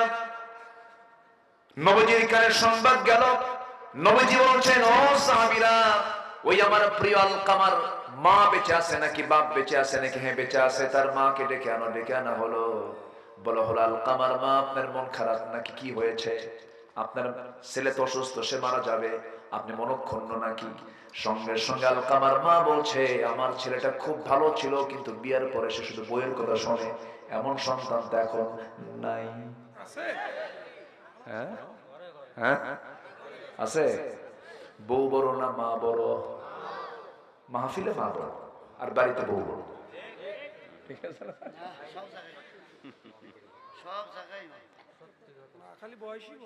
রাগ করতেছেন আপনারা কথাগুলো বলে, না প্যাচ ট্যাচ লাগাই দিলাম আবার? এগুলো কথা কি বলার দরকার আছে? ভালো করে বলবেন, মা বড় না বউ বড়? সব সময়ের জন্য মা বড়, কোন সময়ের জন্য মা কি কোন লেভেলে নেওয়া যাবে না। মার সঙ্গে কোন তুলনাই চলে না। মা আমার জায়গায়, বউটা বইয়ের জায়গায়, বইয়েরও দাম আছে। বউকে আপনি কাজের মানুষ মনে করবেন না। কিছু কিছু স্বামী আছে সকালেও থাপড়ায়, বিকেলেও থাপড়ায়, ছোট লোকের বাচ্চা। ঠিক কিনা, আছে না নাই? মায়েরা খুব খুশি, হুজুর ভালো করে রাখুন, আমার স্বামী মানুষ না। বউকে রাসূল মেরেছেন এমন কোন রেকর্ড নাই। কোনদিন বউয়ের গায়ে হাত দিয়েছেন এমন কোন রেকর্ড নাই। এমন হয়েছে নবীজির সামনে একদিন আম্মা জান আয়েশা বলছেন, ইয়া রাসূলুল্লাহ, আমি আপনার বিরুদ্ধে বিচার দেব, বিচার ডাকবো। স্বামী স্ত্রীর মধ্যে গন্ডগোল লাগে না? লাগে তো। রাসূল বলেন, আচ্ছা তুমি বিচার ডাকো, কাকে ডাকবো? বিচারক কাকে বলবো? ওমরকে ডাক দিই। কেন? ওমরকে দেখলে ভয় লাগে। আব্বাকে ডাক দেন। আব্বাকে ডাকা হলো। রাসূল যখন শুনলেন আবু বকর বিচার করার জন্য আসতেছে, কিন্তু বিচারকের ভাব হবে সমস্ত কতগুলো শোনার পরে রায় দেওয়া। কিন্তু বিচারক এমন বিচারক, ভিতরে ঢুকেই তিনি খুঁজতেছেন তার মেয়ে আয়েশাটা কোথায়, আজকে মেরেই ফেলবো ওরে। কথা বলেন নাই? মেরেই ফেলবো ওরে। সঙ্গে সঙ্গে ভয়ে আম্মা জান আয়েশা আমার নবীর পিছনে গিয়ে দাঁড়ায় আছেন রাসূলের হেল্প নেওয়ার জন্য। রাসূল বলছেন, আবু বকর, বিচারক তুমি মারতে আসো কেন? আগে বিচারটা করো। কেন? আজকে আমি ওকে মেরেই ফেলবো। রাসূল বলছেন, আয়েশা, তুমি আমার বিরুদ্ধে বিচার ডেকে তুমি আমার পিছনে দাঁড়ায় আছো কেন? সুবহানাল্লাহ বলবেন। বিচার শেষ, বিচার শেষ।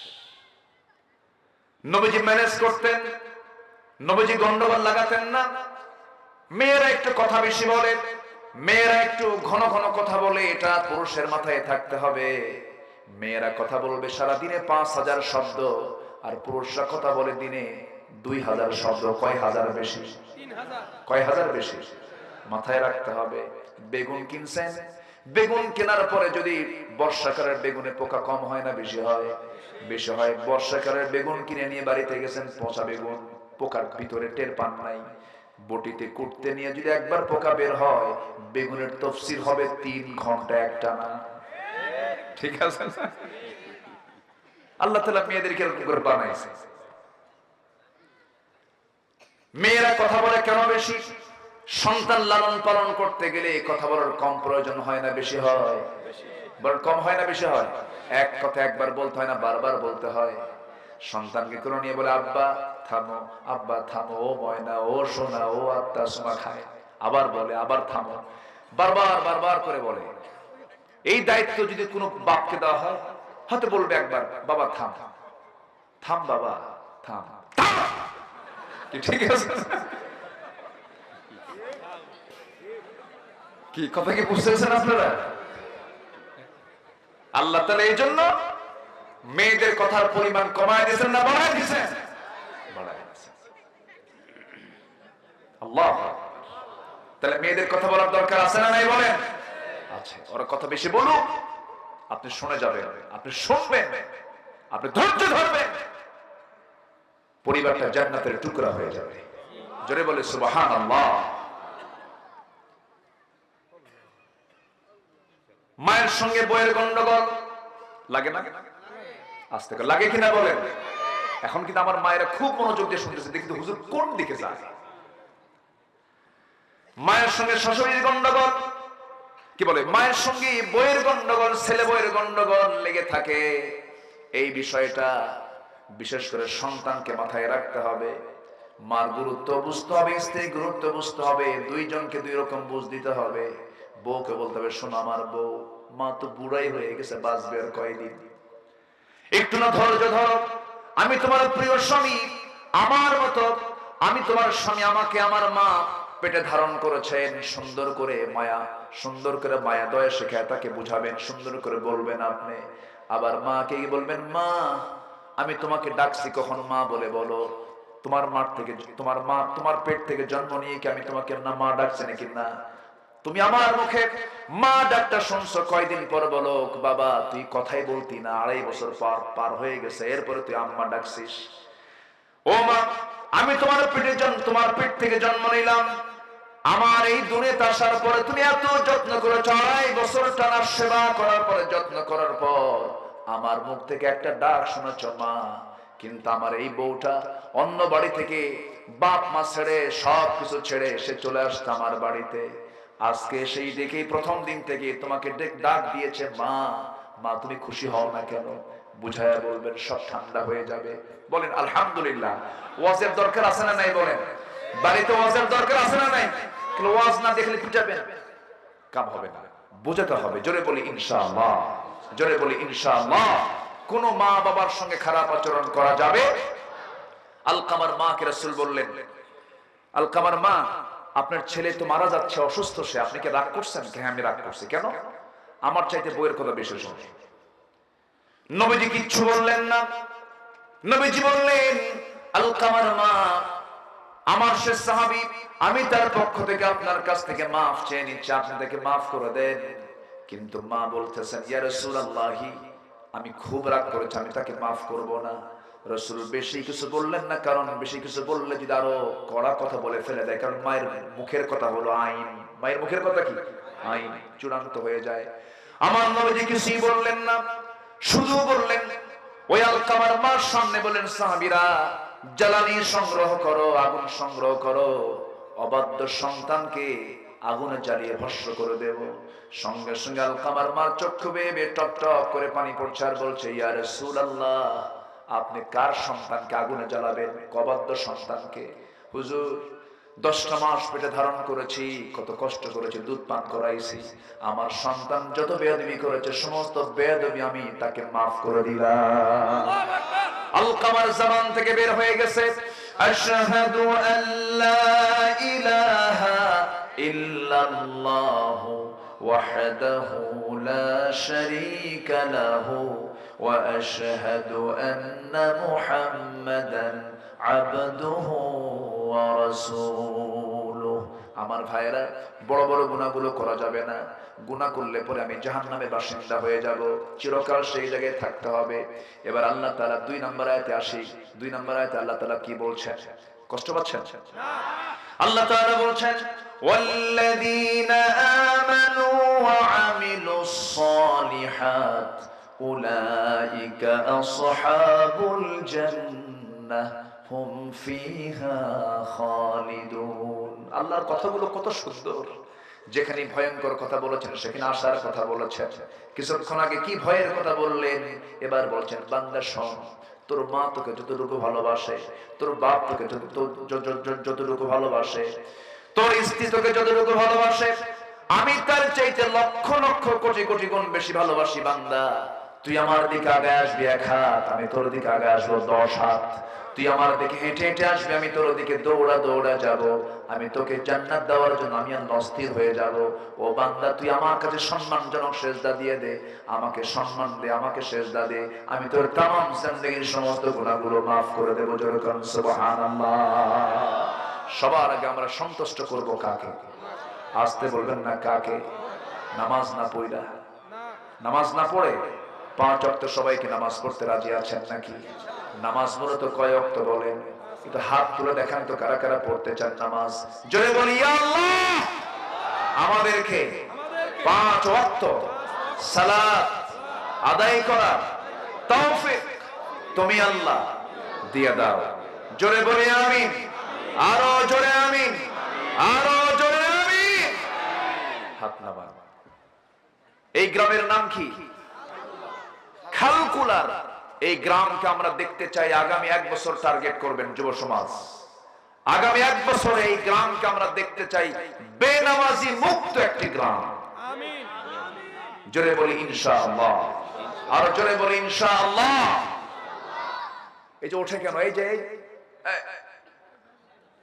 বসেন মুরব্বী, একটু বসেন, বসেন না, না না এভাবে বলা যাবে না, একটু বসেন আর একটু, আমি আর একটু সময় চাচ্ছি, চেয়ে নিচ্ছি সময়, কেউ যাবেন না। একটা মাহফিলে একটা লোক উঠে গেলে তাকে দেখে আরেকজন ফলো করে, একটু বসেন। আপনার ওঠার কারণে আরেকজন উঠে যাবে, এটা আপনার জন্য লস পয়েন্ট। বসেন। সম্মানিত ভাইয়ের, আমি 9টা উঠতে চাইছি, আমি আসছি অনেক আগে, একটু দেরি হয়ে গেছে, যাই হোক একটু ধৈর্য ধরি, আর একটু সময় থেকে আয়াতটা আমাকে শেষ করতে দেন। তাহলে আমরা দুনিয়াতে ভালো কাজের জন্য, বলেন তো, ভালো কাজের জন্য। ভালো কাজ করলে পরে সবচেয়ে বেশি খুশি হন কে? আসতে বলবেন না, সবচেয়ে বেশি খুশি হন কে? আমাকে খাওয়ান কে? আমাকে দেখেন কে? আমাকে পড়ান কে? আমার চোখ দিয়েছেন কে? আমার কান দিয়েছেন কে? আমার নাক দিয়েছেন কে? সব কার অবদান। অতএব আমার সবার আগে সন্তুষ্ট করা দরকার কাকে? আল্লাহকে। আল্লাহ শুধু আমাকে দেখেন না, সবাইকে দেখেন। কালকে একটা রিসার্চ করে দেখলাম, একটা স্থলভাগ এবং জলভাগের সবচেয়ে একটা বড় প্রাণী তিমি মাছ। কি মাছ? তিমি মাছ। এই তিমি মাছের হার্ট, যে আছে হার্ট, এই হার্টের ওজন হলো 600 কেজি। কেউ তো সুবহানাল্লাহ বললেন না। একটা প্রাণীর তিমি মাছের হার্টের ওজন হলো 600 কেজি, মানে ছোট মোটো একটা ট্রাক ওজন। এই তিমি মাছের হার্ট, এই হার্ট বিট হয় প্রতি মিনিটে 8 থেকে 10 বার। আর হার্ট বিটের যে আওয়াজ, হৃদস্পন্দন যে হয়, স্পন্দন যে হয়, এই আওয়াজটা শোনা যায় 3 মাইল দূর থেকে। জয় কোন সুবহানাল্লাহ। হার্টের ওজন যদি হয় 600 কেজি, ও খায় কয় কেজি? কম। কে খাওয়ান? আসতে বলবেন না, কে খাওয়ান? আল্লাহ খাওয়ান। আবার দেখেন আশপাশে এখন তো সেই তাল গাছ নাই, তাল গাছে বাসা বাঁধে বাবুই পাখি, তাই না? চড়ুই পাখি, বাবুই পাখি, কি সুন্দর তার বাসা। ওর মতো আধুনিক জীবন যাপন পৃথিবীর কোনো মানুষ করতে পারে না। আপনি ঢাকা থেকে ধরেন আপনি চলে যাবেন মালয়েশিয়া, বিমানে চড়বেন, এখান থেকে যেতে হবে ঢাকা, ইমিগ্রেশন ক্রস করতে হবে, কত কি করতে হবে, কত ঝামেলা, কত টেনশন। বাবুই পাখির এমন কোনো কি টেনশন আছে?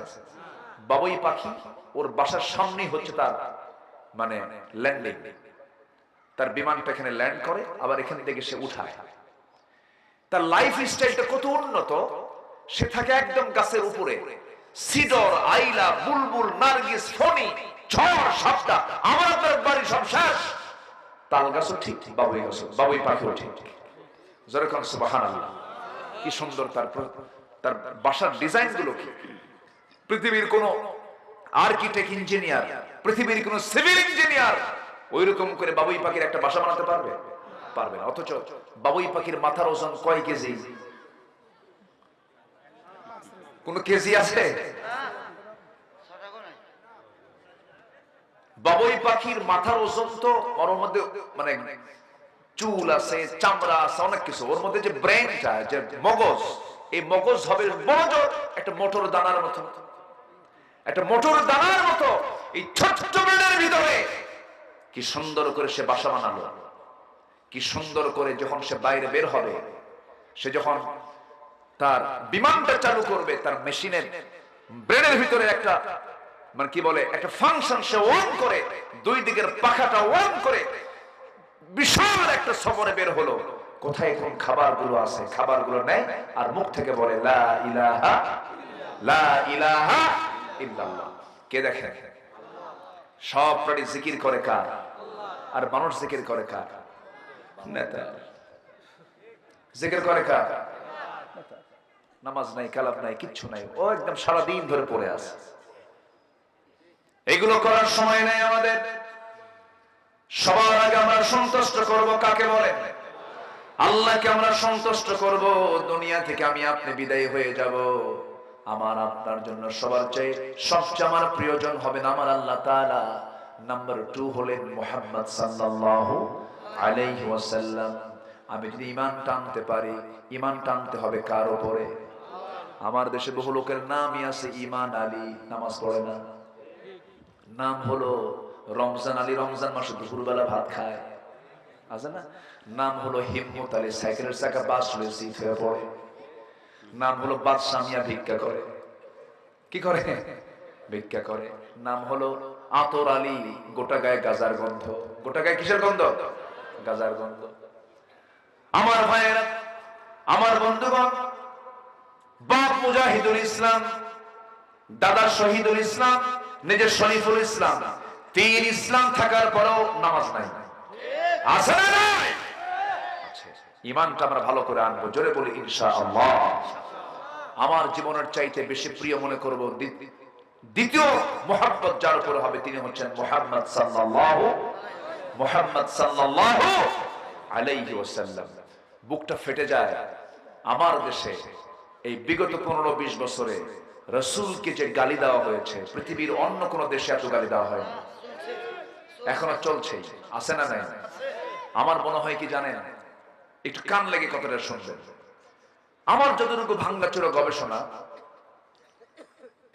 আমার নবীজির প্রতি আল্লাহ তাআলার যে বান্দা পৃথিবীতে যত আসছেন, নবীর পরে, রাসূলের পরে দামি ব্যক্তি হলো সাহাবীরা। দামি ব্যক্তি কারা? সাহাবীরা। নবীদের পরেই তাদের জায়গা। কেন? সাহাবীদের ব্যাপারে আমার যতটুকু গবেষণা, এর এক নম্বর কারণ হলো সাহাবীরা নিজের জীবনের চাইতে সত্যিকার রাসূলকে বেশি ভালোবেসেছেন। আমাদের যদি এমন ভালোবাসা যদি থাকতো, এরকম কুলাঙ্গাররা এমন সাহস পেত না। আসতে বলবেন না, জোরে বলো ঠিক কিনা? এমন সাহস কি পেত? পেত না। আসুন না রাসূলকে একটু স্বপ্নে দেখার চেষ্টা করি। আসুন না আল্লাহর সঙ্গে আমরা একটু সম্পর্ক বাড়ানোর চেষ্টা করি। জোরে বলি ইনশাআল্লাহ। রাসূলকে স্বপ্নে দেখতে চান না সবাই? সবাইকে দেখতে চান না? কত স্বপ্নিত জীবনে দেখলাম। রাসূলকে নিয়ে আমরা একটু ধ্যান করব, রাসূলকে আমরা লিডার বানাবো। আমাদের রবকে, আরো জোরে আমাদের রবকে। আমাদের নেতা হচ্ছেন মুহাম্মদ সাল্লাল্লাহু। আমাদের দল হলো ইসলাম। আমাদের দল কি? আর আমাদের সংবিধানটা কি বলে? যে আমাদের সংবিধানটা কি? কোরআন। তাহলে রব আল্লাহ, নেতা রাসূল, দল ইসলাম, সংবিধান কোরআন, এই চার কথার ভিতরে যেই কথা বলতে আসবে জিহ্বা টেনে ছিড়ব আমরা। এই ক্ষেত্রে কোনো আপোষ করা যাবে না। সম্মানিত ভাইরা, সম্মানিত বন্ধুগণ, সাহাবীরা রাসূলকে কি পরিমাণ ভালোবাসতেন দেখেন। সবাই রাসূলকে ভালোবাসতেন, তবে একটু কম বেশি আছে। তো সবাই কি আবু বকর? সবাই তো আবু বকর না। এক সাহাবী আমার রাসূলকে কোন এক যুদ্ধের ময়দানে দূর থেকে লক্ষ্য করলেন আর হাউমাউ করে কেঁদে ফেললেন। নবীর সামনে গিয়ে বলছেন, ইয়া রাসূলুল্লাহ, কেউ দেখেনি কিন্তু আমি কিন্তু দেখে ফেলেছি। রাসূল বলেন, তুমি কি দেখলা বলো তো? আমি দেখতে পেলাম আপনি পেটে পাথর বেঁধেছেন। আমার রাসূল বলেন, আমি তো তোমাকে দেখার কোনো সুযোগ দেইনি, তুমি আমার বুঝতে পারলে কেমনে? হুজুর, আমি আপনার কষ্ট আমি একটু হলেও ফিল করি। আমি আপনাকে খুব কাছ থেকে জানি। আপনি জামা পরেছেন, কিন্তু আপনার জামার নিচের দিকে তাকায় দেখি একটু উঁচু উঁচু হয়ে আছে, আপনার পেটে পাথর বেঁধেছে। রাসূল কেঁদে ফেললেন, যাবে আজকে 4 দিন 4 রাত আমার পেটে কোনো খাবার যায় না, খেতে পারিনি। যাবে কোনো খাবার তো নাই। বদর গেল, এরপরে উহুদ আসলো, এরপরে খন্দক, সব তরবারি কিনতে, অস্ত্র কিনতে সব শেষ হয়ে গেল, খাবার তো নাই। জাবির বলেন, ইয়া রাসূলুল্লাহ, আমি একটু ব্যবস্থা করি। কি করবা? কি বাড়িতে আমার একটা ছোট্ট ছাগল আছে, ছাগলটা জবাই করে আপনার জন্য রান্না বান্না করবো। আপনি ছাগলটাকে খুব পছন্দ করেন, রুটি বানাবো আর ছাগলটা জবাই করে আপনাকে খাওয়াবো। বেশি জনকে বলবেন না, 2-1 জন সাথে নিয়ে আপনি চলে আসবেন, তৃপ্তি ভরে আপনাকে খাওয়াবো ইয়া রাসূলুল্লাহ। আমার নবীজি বললেন, যাও। চলে গেছেন বাড়িতে। বউকে বললেন, বউ বলে দেন শুধু রাসূলকে বলবেন আর কাউকে বলবেন না। আচ্ছা ঠিক আছে। চলে আসলেন নবীর কাছে, এসে বলছেন, হুজুর রান্না বান্না কমপ্লিট, চলেন যাই।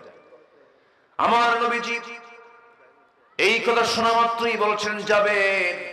আমি যে যাব, ঠিক আছে, আমি তোমার দাওয়াত আমি সম্মতি দিয়েছি, আমি যাব, কিন্তু আমি কি একা যেতে পারি নাকি? নবীজির সঙ্গে সঙ্গে সামনে দাঁড়ায় বলছেন, সাহাবীরা শোনো, আমার জাবের আমাকে দাওয়াত দিয়েছে, কিন্তু আমি তোমাদের সবাইকে দাওয়াত দিয়ে দিলাম, চলো সবাই যাই। যেরকম সুবহানাল্লাহ। নেতা আদর্শ নেতা কি একা খাবে না সবাইকে নিয়ে খাবে? আর আজকে নেতাগুলো আগে খায় না পরে খায়? হ্যাঁ, কথা বলবো, কথা বলবো। আমার বন্ধুগণ, নবীজি আমার সঙ্গে সঙ্গে বলছেন, সাহাবীরা তোমরা আমার সঙ্গে সবাই মিলে চলো, একসঙ্গে যাবো জাবিরের বাড়িতে দাওয়াত, আমরা দাওয়াতটা খাবো। সাইয়েদনা জাবির বলছেন, ইয়া রাসূলুল্লাহ, কেমন যেন হয়ে গেল ব্যাপারটা, আমি কেমন করে আমি সামলাবো হুজুর? রাসূল মুস্কি হাসি মেরে বললেন, জাবির রে, বান্দা যা রিজিকের দায়িত্ব তার, চলে যাও, কোনো চিন্তা করো না। আমার বন্ধুগণ, আমার নবীজি সারা জীবন সব সময় নিজের দিকে আগে তাকাতেন না, আগে দেখতেন কার পেট অপূর্ণ আছে, সেই দিকটা আগে খেয়াল করতেন। ইভেন বাড়ির বউ আম্মা জান আয়েশা সিদ্দিকা বলেন, গ্লাস ভর্তি আমি দুধ নিয়ে যেতাম নবীর কাছে, বলতাম হুজুর আপনি দুধটা পান করেন।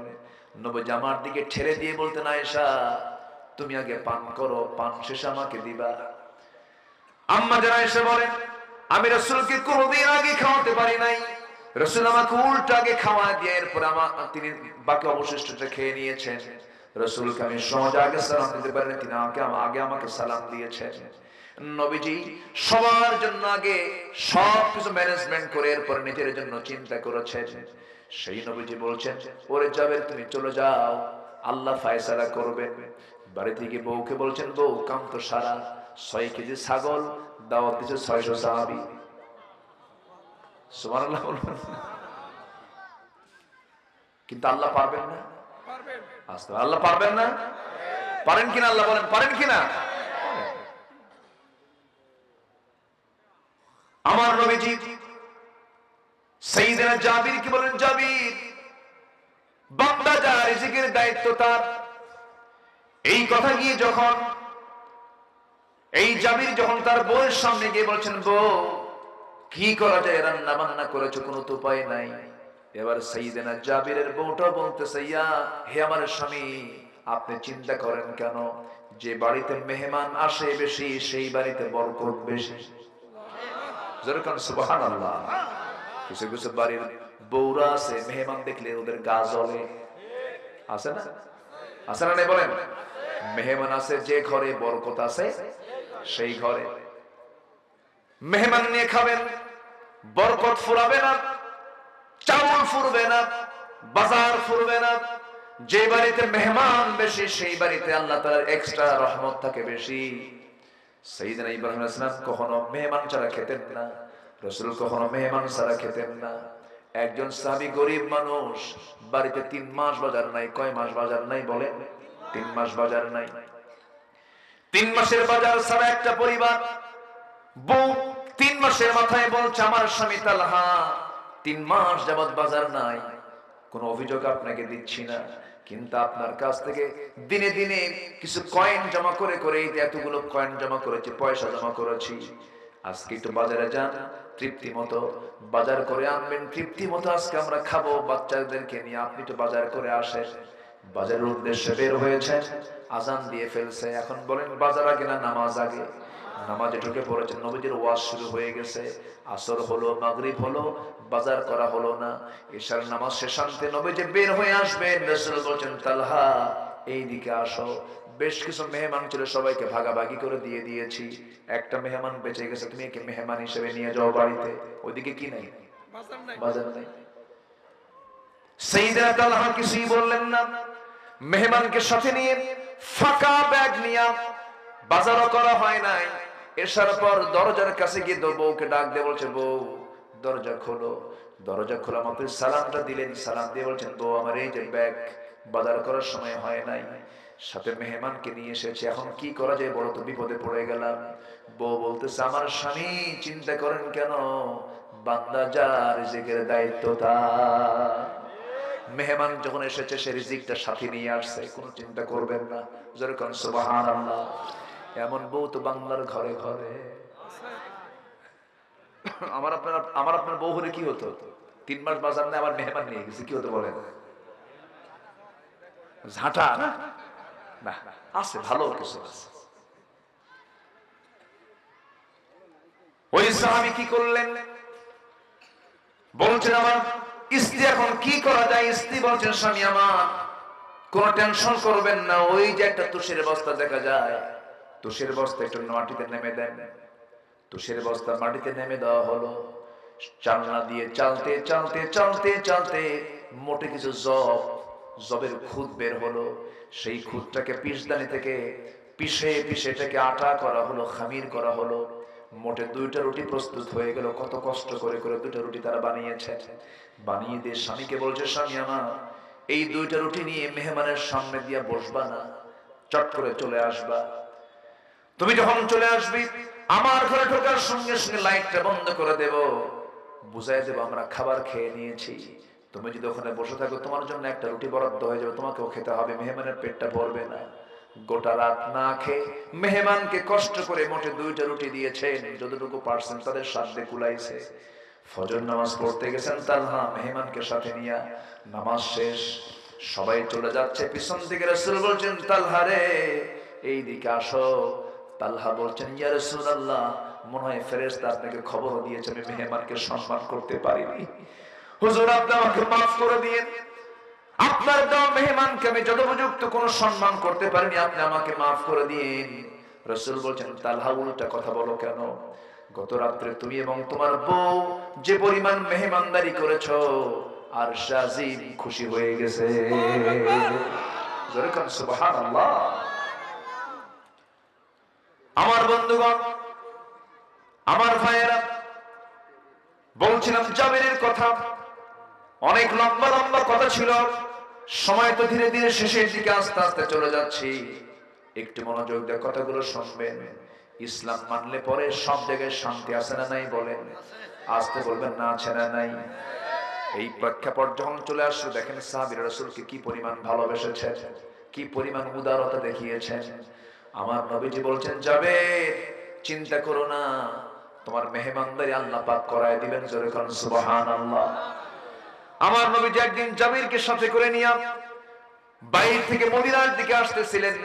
নবীজি একটা উটে চড়েছেন, জাবির একটা উটে চড়েছেন, অন্য সাহাবীরা উটের পিঠে চড়েছেন।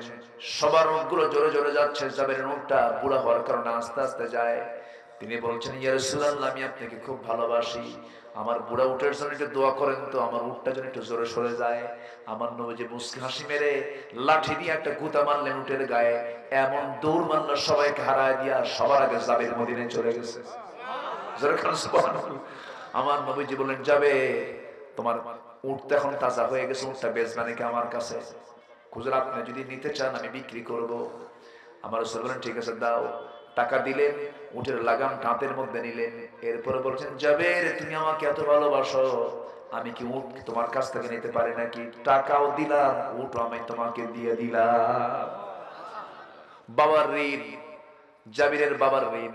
জাবিরের বাবা দুনিয়া থেকে বিদায় নিয়েছেন। নবীর কাছে এসে বলছেন হুজুর আমার বাড়িতে সমস্ত ঋণদাতারা এসে বসে গেছে, এখন কি করা যায়, আপনি একটা ব্যবস্থা করে দেন। আমার নবীজি বললেন ওরে জাবের কিছুই কি তোমার নাই? না হুজুর কিচ্ছু না, একটা ছোট্ট খেজুর বাগান আছে। রাসূল বললেন আমাকে খেজুর বাগানের কাছে নিয়ে চলো। খেজুর বাগানের কাছে নিয়ে যাওয়া হলো। নবীজি শুধু বিসমিল্লাহ বলে খেজুর বাগানের একদিক দিয়ে ঢুকলেন, আরেক দিক দিয়ে বের হয়ে গেলেন। এত পরিমাণ খেজুর ধরে গেছে, ঋণ শোধ হয়ে খেজুর বাগান আরো খেজুর রয়ে গেছে। জোরে কোন সুবহানাল্লাহ। সেই বরকতময় রাসূল দাওয়াত খেতে গেছেন জাবিরের বাড়িতে, যে জাবির রাসূলকে জীবনের চাইতে বেশি ভালোবাসে। দরজার কাছে গিয়ে বলছেন যাবে চিন্তা করো না, তোমার বউকে আমার সালাম জানায় দিবা, তোমার বউকে আমার সালাম জানায় বলবা যে হাড়িতে ছাগল রান্না হয়েছে সেই হাড়ির ঢাকনা যেন না খোলে, যে হাড়িতে রুটি বানায় রেখে দিয়েছে সেই রুটির ঢাকনা যেন না টান দেয়, ঢাকনা যেন ঢেকে রাখে। আজকে বন্টন করার দায়িত্ব আমি কাউকে দেব না। আমার এই খন্দকের পরিগে খনন করা সাহাবীরা না খাওয়া, আমি নিজের রাসূল আগে না খায়া সবাইকে তৃপ্তি মতো আমার হাতে বন্টন করে দেব। জোরে কান সুবহানাল্লাহ। আমি নিজে বন্টন করে রাসূল ছিলেন বাবুর্চির ভূমিকায়। আল্লাহু আকবার বলেন। রাসূল কিসের ভূমিকায়? বাবুর্চির ভূমিকায়। রাসূল নিজে খাওয়ায় দিতেন। একদিন রান্না বান্না করা হবে, কে খাওয়াবে, কে রান্না বান্না করবে, দায়িত্ব নিল একজন। কে বাজার করবে, দায়িত্ব নিল একজন। কে তরকারি কুটবে, দায়িত্ব নিলে কিছু সাহাবী। সব দায়িত্ব বন্টন করা শেষ। রাসূল বলেন, আমারে কি দায়িত্ব দিলা? কও হুজুর আপনাকে দায়িত্ব দেওয়া যায়। রাসূল বলেন, না আমাকে দায়িত্ব দিতেই হবে। কিনা হুজুর আপনাকে দায়িত্ব দেব না আমরা। না, আমি এর দায়িত্ব স্বেচ্ছায় নিচ্ছি। কি? জ্বালানির দায়িত্ব নিলাম, কাঠ সংগ্রহ আমি রাসূল করব। সবচেয়ে কঠিন দায়িত্ব রাসূল নিলেন। জোরে বলি সুবহানাল্লাহ। এটাই হচ্ছে লিডার, এটাই হচ্ছে নেতা মুহাম্মদ সাল্লাল্লাহু আলাইহি ওয়াসাল্লাম। কথা শুনবেন? জিকির করি লা ইলাহা, আরো জোরে লা ইলাহা, আরো জোরে লা ইলাহা,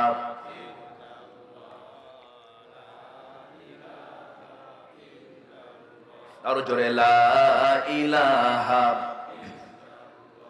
সুবহানাল্লাহ আলহামদুলিল্লাহ লা ইলাহা, আরো জোরে লা ইলাহা, লা ইলাহা ইল্লাল্লাহ মুহাম্মাদুর রাসূলুল্লাহ সাল্লাল্লাহু। এই যে কাজগুলো সাহাবীরা করছেন, এটা বদ আমল না নেক আমল? বলেন বদ আমল না নেক আমল? নেক আমল। আমাদের জীবনে বদ আমল হতে পারে, কিন্তু সেটা পরিমাণে বেশি হওয়া যাবে না। নেক আমলের পরিমাণটা বেশি হতে হবে। খারাপ কোনো পাপ কাজে যাওয়া যাবে না। হঠাৎ করে পাপ কাজে চলে গেছি, সঙ্গে সঙ্গে মাফ চেয়ে নেব কার কাছে? গুনাহ হতেই পারে, গুনাহ হবে না? আজ থেকে গুনাহ হবে না? আমাদের কার জীবনে গুনাহ নাই বলেন? কেউ আছেন বলতে পারবেন যে আমার জীবনে গুনাহ নাই? গুনাহ ছাড়া কেউ আছেন? সবার গুনাহ হতে পারে। এমন কি এক মহিলা সাহাবীর কথা মনে হলো আমার এই মুহূর্তে। এক মহিলা সাহাবী, নসরুল্লাহ সাহাবী, জিনার মতো একটা বড় গুনাহ করে ফেলেছেন। জিনার সঙ্গে সঙ্গে তিনি অনুতপ্ত হলেন, চোখের পানি ফেলে ফেলে কাঁদতে লাগলেন, আল্লাহর কাছে রোনাজারি করতে লাগলেন। এক পর্যায়ে ওই মহিলা সাহাবী চলেই গেলেন নবীর দরবারে, গিয়ে বলেন, ইয়া রাসূলুল্লাহ আমি জিনার মতো গুনাহ করে ফেলেছি। রাসূল বলেন, না তুমি করো নাই, হুজুর সাক্ষী নাই, কিন্তু আমি নিজেই সাক্ষী। আপনি যতবার বলবেন আমি ততবার বলবো আমি জিনার মতো গুনাহ করে ফেলেছি। রাসূল বলেন, জিনা যদি করেই থাকো, পেটে সন্তান আসছে? হ্যাঁ আসছে। উপায় নাই, সন্তান ডেলিভারি না হওয়া পর্যন্ত তোমার উপরে কোনো আইন কার্যকর করা যাবে না, তুমি চলে যাও বাড়িতে। ওই মহিলা সাহাবী বলেন, ইয়া রাসূল আমি যে বাঁচবো তার গ্যারান্টি কি? আমি তোমার জন্য দোয়া করে দিচ্ছি, তুমি চলে যাও, আল্লাহ তোমার প্রতি রহমত নাজিল করুন। ওই সাহাবী চলে গেলেন বাড়িতে। গিয়ে তার একটাই কাজ, সেটা হলো ক্ষমা চাওয়া। কার কাছে? আল্লাহর কাছে। চোখের পানি ফেলে ফেলে ক্ষমা চাচ্ছেন, তওবা করতেছেন, রোনাজারি করতেছেন। চোখের পানি এমন একটা বরকতি জিনিস, সাত সমুদ্রের পানি দিয়ে জাহান্নাম নিভবে না, কিন্তু বান্দা যদি আল্লাহর ভয়ে চোখের পানি এক ফোঁটা ফেলতে পারে, 7টা জাহান্নাম তার জন্য নিভে যাবে। জোরে বলে সুবহানাল্লাহ। ওই মহিলা ভুল করে ফেললেন, তওবা করতেছেন, আল্লাহর কাছে রোনাজারি করতেছেন। শেষ পর্যন্ত সন্তান ডেলিভারি যখন হয়ে গেছে, ওই মহিলা সাহাবী করলেন কি, 2 দিন পর নয়, 3 দিন পর নয়, 1 দিন পর ডেলিভারির 1 দিন পর নবীর কাছে গিয়ে বলছেন, ইয়া রাসূলুল্লাহ সন্তান তো ডেলিভারি হয়ে গেছে আমার। রাসূল বলছেন, সন্তানটা জীবিত না মৃত? সন্তান তো জীবিত। রাসূল বলেন, কোনো কথা নাই, হাউলাইনি কামিলাইন, সন্তান তোমাকে অবশ্যই দুধ পান করাতে হবে, নচেত সন্তানটা মারা যাবে। সন্তানের দুধ খাওয়ানো পর্যন্ত তোমাকে এই অবস্থায় রাখতে হবে। মহিলা বলছেন, ইয়া রাসূলুল্লাহ আমি যে বাঁচবো তার গ্যারান্টি কি? রাসূল বলেন, আমি কিচ্ছু বলতে পারবো না, যাও তুমি তোমার সন্তানের তুমি লালন পালনের দায়িত্ব গ্রহণ করো। মহিলা চলে গেলেন, সন্তানকে দুধ খাওয়াচ্ছেন, অন্য খাবারের প্র্যাকটিস গড়ে তুলে 6 মাসের মাথায় টোটালি দুধ বন্ধ করে দিলেন।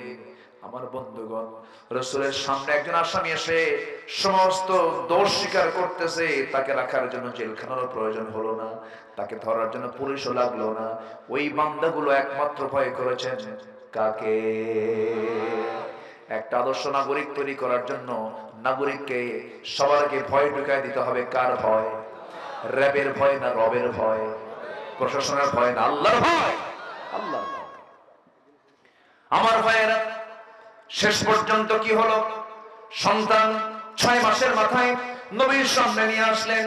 নবীর সামনে নিয়ে এসে বলছেন, হুজুর এই যে সন্তান দুধ খাওয়া ছেড়ে দিয়েছে, আপনি আমাকে তৃতীয়বারের মতো আর ফেরত দিবেন না?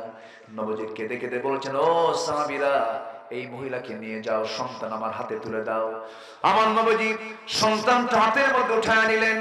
বলছেন, ও সাহাবীরা, এই সন্তানের লালন পালনের দায়িত্ব যে বান্দা গ্রহণ করবে, আমি রাসূল এবং এই সেই সাহাবী জান্নাতের মধ্যে 2 নখের দূরত্ব অবস্থান করব। সঙ্গে সঙ্গে একজন সাহাবী এসে দৌড় মেরে নবীর কাছ থেকে সন্তান নিয়ে চলে গেছে। রাসূল বলেন, ও সাহাবীরা, এই মহিলাকে নিয়ে যাও, উন্মুক্ত মরু প্রান্তরে বুক পর্যন্ত পুঁতে রেখে পাথর মেরে শেষ করে দাও। ফারজুমুহুমা নাকালাম মিনাল্লাহ। নবীজি অর্ডার দেন, কিন্তু নবীর চোখে পানি। নবীর মধ্যে দয়া মায়া সবচেয়ে কম না সবচেয়ে বেশি? সবচেয়ে কম না সবচেয়ে বেশি? আমার নবীজি কেঁদে ফেলে দিলেন, সাহাবে কেরাম তাকে নিয়ে চলে গেল। সাইয়েদনা আলী বলেন, আমরা যখন ওই মহিলাকে পাথর মারছিলাম, ওই মহিলার কিছু রক্ত আমার গায়ে এসে লাগছিল। তিনি ভরসনা করলেন, তাকে লানত করছিলেন, ভরসনা করছিলেন। আমার নবীর কাছে এসে যখন বলেন, হুজুর ওই মহিলার নাপাক রক্ত আমার গায়ে এসে লাগছিল, এমন অবস্থায় রাসূল বলেন, আলী তুমি কার রক্তকে নাপাক রক্ত বলো তুমি কি জানো? আমার ওই সাহাবীর রক্ত জমিনে পড়ার পূর্বে আল্লাহ তাকে জান্নাতের মেহমান বানায়া নিয়েছে। জোরে বলি সুবহানাল্লাহ, আরো জোরে বলি সুবহানাল্লাহ। পাপীকে ঘৃণা করব না পাপকে ঘৃণা করব? পাপীকে ঘৃণা করা যাবে না, কারণ কোন পাপীকে আল্লাহ মাফ করে জান্নাত দিবেন আপনি কি বলতে পারবেন নাকি? ইমানদার বেঈমান হয়ে মারা যেতে পারে, আবার বেঈমান ইমানদার হয়ে মারা যেতে পারে। আমার নবীজি করলেন কি? আমার নবীজি বলছেন, ও সাহাবী আলী, যা বলেছো, ওই মহিলার জানাজার দায়িত্ব আমি কাউকে দেব না, আমি রাসূল নিজে জানাজা পড়ায় দেব। আমার নবীজি জানাজার দায়িত্ব গ্রহণ করলেন। জানাজা শেষ করে বলছেন, সাহাবীরা, এই মহিলার জীবনের শেষ সময় পর্যন্ত যে পরিমাণ তওবা করেছে, এই তওবা যদি মদিনার 70 জন গুনাহগারদের মাঝে যদি বন্টন করে দেওয়া হতো, প্রত্যেকের গুনাহ মাফ করে আল্লাহ তাআলা প্রত্যেককে 70 জনকে জান্নাত দিয়ে দিতে। আমার ভাইয়ের, এই জন্য আমরা মাফ চাইবো কার কাছে? আজ তো মাফ চাইবো আমরা কার কাছে? ক্ষমা চাইবো আমরা কার কাছে? মাফ করে দেওয়ার জন্য কে আছেন বলেন? আজ তো কে আছেন? আল্লাহ আছেন। আল্লাহ তুমি সবাইকে বোঝার তৌফিক দাও। জোরে বলি আল্লাহুম্মা আমিন, আরো জোরে আল্লাহুম্মা আমিন। শেষ করে দেই? হ্যাঁ, শেষ করব না, আলোচনা চলুক, হুজুর বলুক। সব দিকে তো খেয়াল করতে হবে আমাদের। একটু বসেন, যে যেখানে আছেন। আমি খুব খুশি, এতগুলো মানুষের ভিতর থেকে 2, 4, 5 জন, 50 জন, 60 জন লোক তো উঠতেই পারে। একটু বসেন। আবার আসছে? জি আলহামদুলিল্লাহ, বলি আলহামদুলিল্লাহ। সবাই বসেন।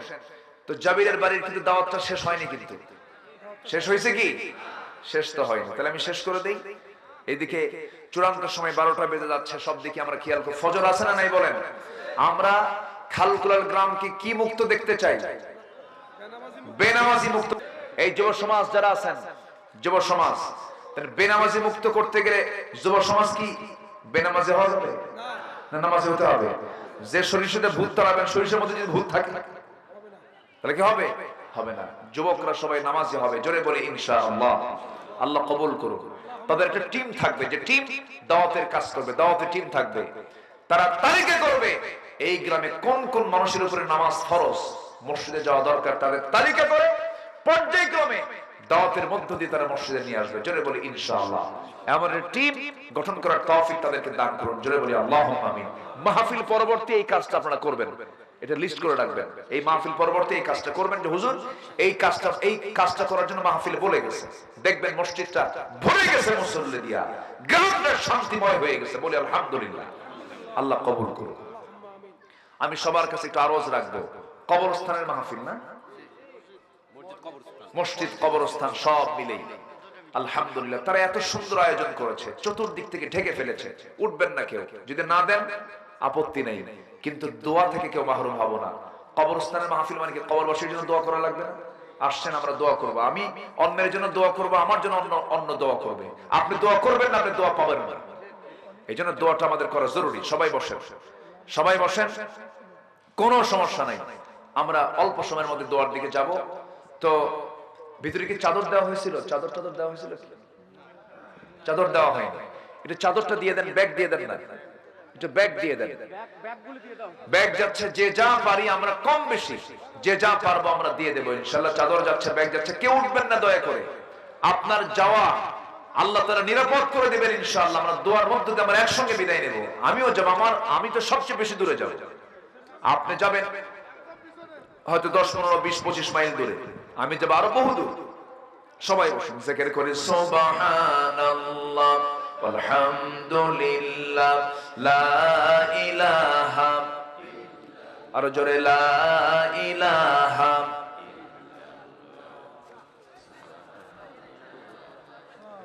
তাওহীদ 20,000 টাকা দান করছে, বাপ মারা গেছে, বাপের যে তাওহীদ নামে একজন ভাই বাবা রুহের মাগফিরাত কামনায় 20,000 টাকা দান করেছেন। জোরে বলি মারহাবা।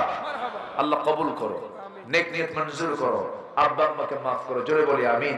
আপনি তো ভালো পারেন, আমি তো পারি না। এগুলো কালেকশন তো আপনি বেস্ট, আমি শুনলাম এত সুন্দর, মানে তার কালেকশনের যে স্টাইল, মেয়েরা নাকের ফুল, কানের দুল সব দিয়ে যাবে, কিন্তু আমি চাইলে পরে মানুষ দূর মারে, আমার সে অভ্যাসটা নাই। তো যাই হোক, যে যা পারি আমরা সবাই দেব। জোরে বলি ইনশাআল্লাহ।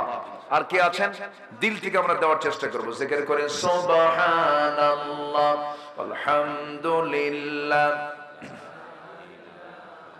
আর জোরে সুবহানাল্লাহ আলহামদুলিল্লাহ।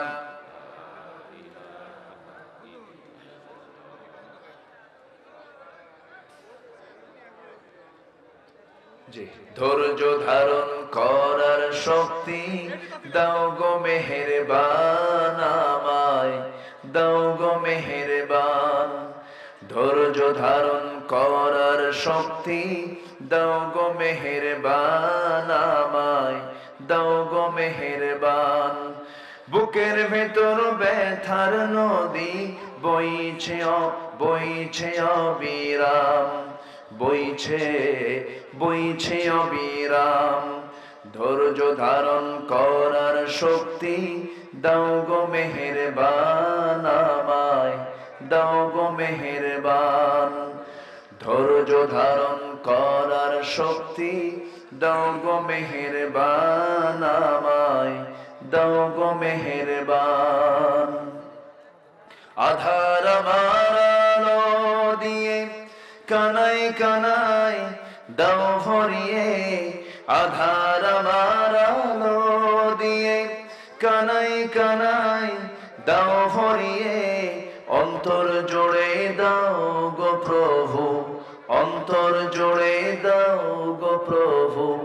ভোরের পাখির গান, বুকের ভেতর ব্যথার নদী বইছে অবিরাম, বইছে বইছে অবিরাম। ফাগুন কেড়ে নেয়া চৈত্র আষাঢ় করে দাও, গাছ গাছালির শীতল ছায়ায় জীবন ভরে দাও আমার, জীবন ভরে দাও। আমার ধুধু মরুর দেশে দাও গো জোয়ার ভাটার শেষে, আমার ধুধু মরুর দেশে দাও গো জোয়ার ভাটার শেষে। পারাবারের বৌরি বাতাস, পারাবারের বৌরি বাতাস আমায় করো দান। বুকের ভেতর ব্যথার নদী বইছে অবিরাম, বইছে বইছে অবিরাম। ধৈর্য ধারণ করার শক্তি দাও গো মেহেরবান আমায়, দাও গো মেহেরবান।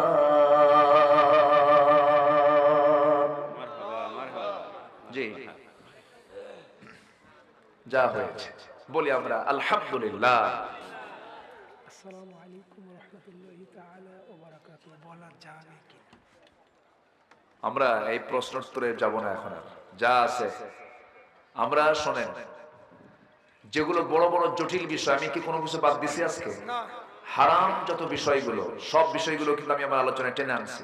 এগুলো নিয়ে আমরা চিন্তা ফিকির করি। সালাম, সালাম দেওয়ার ক্ষেত্রে, মোনাজাতের ক্ষেত্রে, তারাবি নামাজে, বেতের নামাজ, ফরজ নামাজের পর মোনাজাত, এই আমাদের এই ট্র্যাডিশনালি কিন্তু এই প্রশ্নগুলো প্রায় হয়ে থাকে।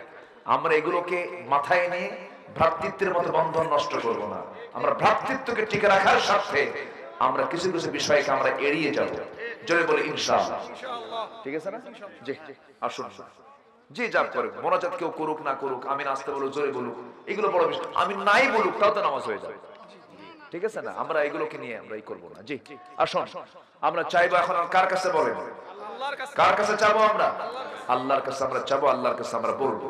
সবাই বলে সুবহানাকাল্লাহুম্মা ওয়া বিহামদিকা আশহাদু আল্লা ইলাহা ইল্লা আনতা আস্তাগফিরুকা ওয়া আতুবু ইলাইকা। চিৎকার মেরে বলি, ইয়া আল্লাহ, আমার জীবনের সাগীরা কবীরা, ছোট বড় সব গুনাহ তুমি আল্লাহ মাফ করে দাও। জোরে বলুন ইয়া রাব্বাল আলামিন। মাহফিলে কি মা বোনরা আসছেন? আচ্ছা, জি, আল্লাহ তুমি মা বোনদেরকে কবুল করে নাও। আজকে মা বোনদের অনেক আলোচনা আমরা শুনেছি, করেছি ইনশাআল্লাহ। আল্লাহ তুমি মা বোনদেরকে বিশেষ করে পর্দার দিকটা খেয়াল করার তৌফিক তুমি আল্লাহ দিয়ে দাও। নামাজের মতো করে আমরা একটু বসি, নামাজের মতো করে বসি। জি, আমেরিকা প্রবাসী হাশেম আলী সভাপতি মহোদয়, কি উনি আসেন নাই না? আসতে পারেন নাই, তিনি নগদ কিছু টাকা দান করেছেন। আল্লাহ তুমি তার দানকে কবুল করে নাও। আচ্ছা, আপনি দোয়া করে দেন। আপনি করেন? আচ্ছা, জি, হ্যাঁ, সবার জন্য দোয়া করি, ভাইয়ের জন্য দোয়া করি। এরপর আমাদের অ্যাডভোকেট ভাই কই আছেন তো? আচ্ছা, আলহামদুলিল্লাহ। জি, আমরা সবার জন্য দোয়া করব। আমাদের মনের যা চাওয়া আমরা চাইবো কার কাছে? আল্লাহর কাছে। জি, দোয়া। আল্লাহুম্মা আমিন। ربنا ظلمنا أنفسنا وإن لم تغفر لنا وترحمنا لنكونن من الخاسرين ربنا لا تزغ قلوبنا بعد إذ هديتنا وهب لنا من لدنك رحمة إنك أنت الوهاب গভীর রাত, নিঝুম রাত, ঝিমানো রাত্রিতে হাজারো মুসলমান নরনারীকে নিয়ে তোমার কালামের তিনটা আয়াতকে সামনে রেখে পাপ কাজের জন্য জাহান্নাম, নেক কাজের জন্য জান্নাত, কোন আমলে জান্নাত কোন আমলে জাহান্নামের শীর্ষক কিছু ভাঙাচোরা কথা বললাম। শেষ সময় এসে তোমার শাহী দরবারে ছোট্ট ছোট্ট দুটো হাত তোমার দরবারে পেতে আছি আল্লাহ, ভিক্ষুকের মতো। দয়া কইরা আল্লাহ তুমি আমাদের জীবনের সমস্ত গুনাহগুলোকে মাফ করে দাও। জনম দুঃখিনী মা, জনম দুঃখী বাপ জান যারা চলে গেলেন, জিন্দেগীর গুনাহগুলো মাফ করে দাও, কবরগুলোকে জান্নাতের টুকরা বানাইয়া দাও। আব্বা আম্মা যারা চলে গেছে সে বুঝে বাপ মাটা কত বড় সম্পদ রে। আব্বা আম্মা যারা চলে গেল জিন্দেগীর গুনাহগুলো মাফ করে দাও, কবরগুলোকে জান্নাতের টুকরা বানাইয়া দাও। আব্বা আম্মার জন্য কি দোয়া তাও শিখিয়ে দিয়েছো, দিলটা খুলে হাতটা একটু উঁচু করে আমার সঙ্গে আওয়াজ দিয়ে দিই সবাই আমার সঙ্গে ঠোঁট মিলিয়ে বলুন রব্বিরহামহুমা কামা রাব্বায়ানি সগীরা, রব্বিরহামহুমা কামা রাব্বায়ানি সগীরা। ওয়াল্লাহ তোমার দরবারে ফরিয়াদ করে খালখোলার কবরস্থানে কত মাইয়া শুয়ে আছে, তারা ওলাদরা মাহফিলটার ডাক দিয়েছে, ওই কবরবাসী অপেক্ষা করছে আমার সন্তানগুলো আমার জন্য দোয়া করবে কখন, আমার জন্য দোয়া চাবে কখন, আমার কাছে আমার জন্য দোয়া করবে কখন, আমার জন্য কাঁদবে কখন। আল্লাহ তোমার ওই সমস্ত বান্দারা যারা কবরে শুয়ে আছে, তোমার ওই সমস্ত মৃত বান্দা, ওই সমস্ত প্রজন্মরা তার আওলাদরা আজকে হাত তুলে মাফ চাচ্ছে, দোয়া করতেছে। আল্লাহ আত্মীয় স্বজন যারা এই কবরবাসী যারা শুয়ে আছেন, আল্লাহ যারা আত্মীয় স্বজন শুয়ে আছে কবরগুলোকে জান্নাতের টুকরা বানায় দাও। আয় আল্লাহ তার আশেপাশে যত মাইয়াত কবরবাসী হয়ে আছেন সবার কবরটাকে তুমি আল্লাহ জান্নাতের বাগান বানায় দাও।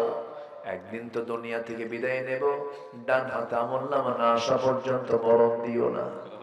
আমার ডানে আমার বামে, আমার সামনে, আমার পেছনে যত ভাই, আড়ালে আমার যত মা বোন হাত তুলেছেন, যার যার চাওয়া তুমি আল্লাহ পাওয়া করে দিও, যার যার সমস্যা তুমি আল্লাহ সমাধান করে দিও, রোগাক্রান্ত রোগ মুক্ত করে দাও, ঋণগ্রস্ত ঋণ মুক্ত হওয়ার তৌফিক দিয়ে দাও।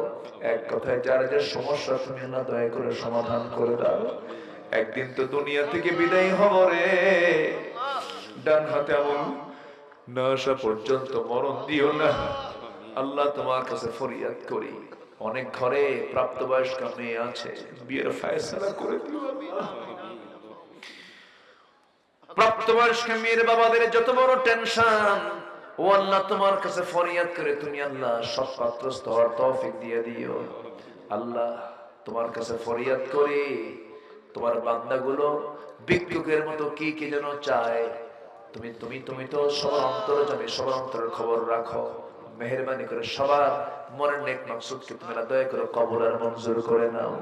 এই দোয়াটা আমার জীবনের শেষ দোয়া হতে পারে, এই চাওয়াটা আমার জীবনের শেষ চাওয়া হতে পারে।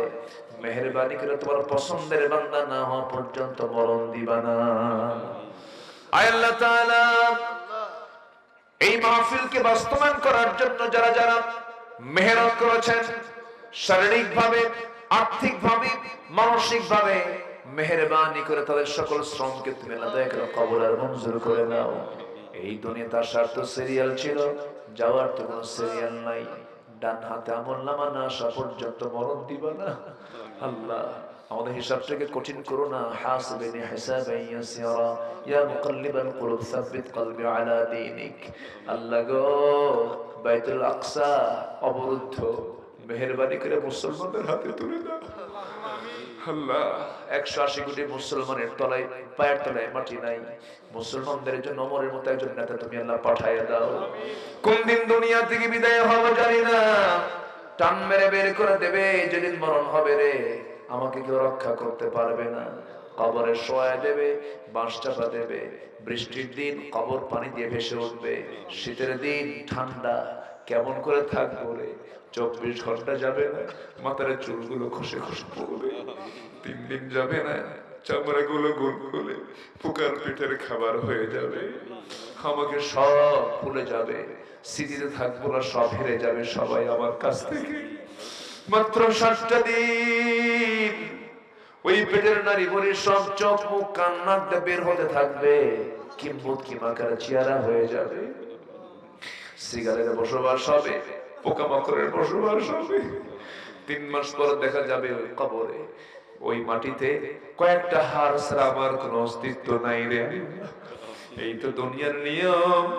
আল্লাহ তোমার কাছে ফরিয়াদ করি, তোমার পছন্দের বান্দা না হওয়া পর্যন্ত মরণ দিবা না। মরণের সময় যখন চলে আসবে জামানে জারি করে দিও লা ইলাহা ইল্লাল্লাহু মুহাম্মাদুর রাসূলুল্লাহ। আসসালামু আলাইকুম ওয়া রাহমাতুল্লাহি ওয়া বারাকাতুহু।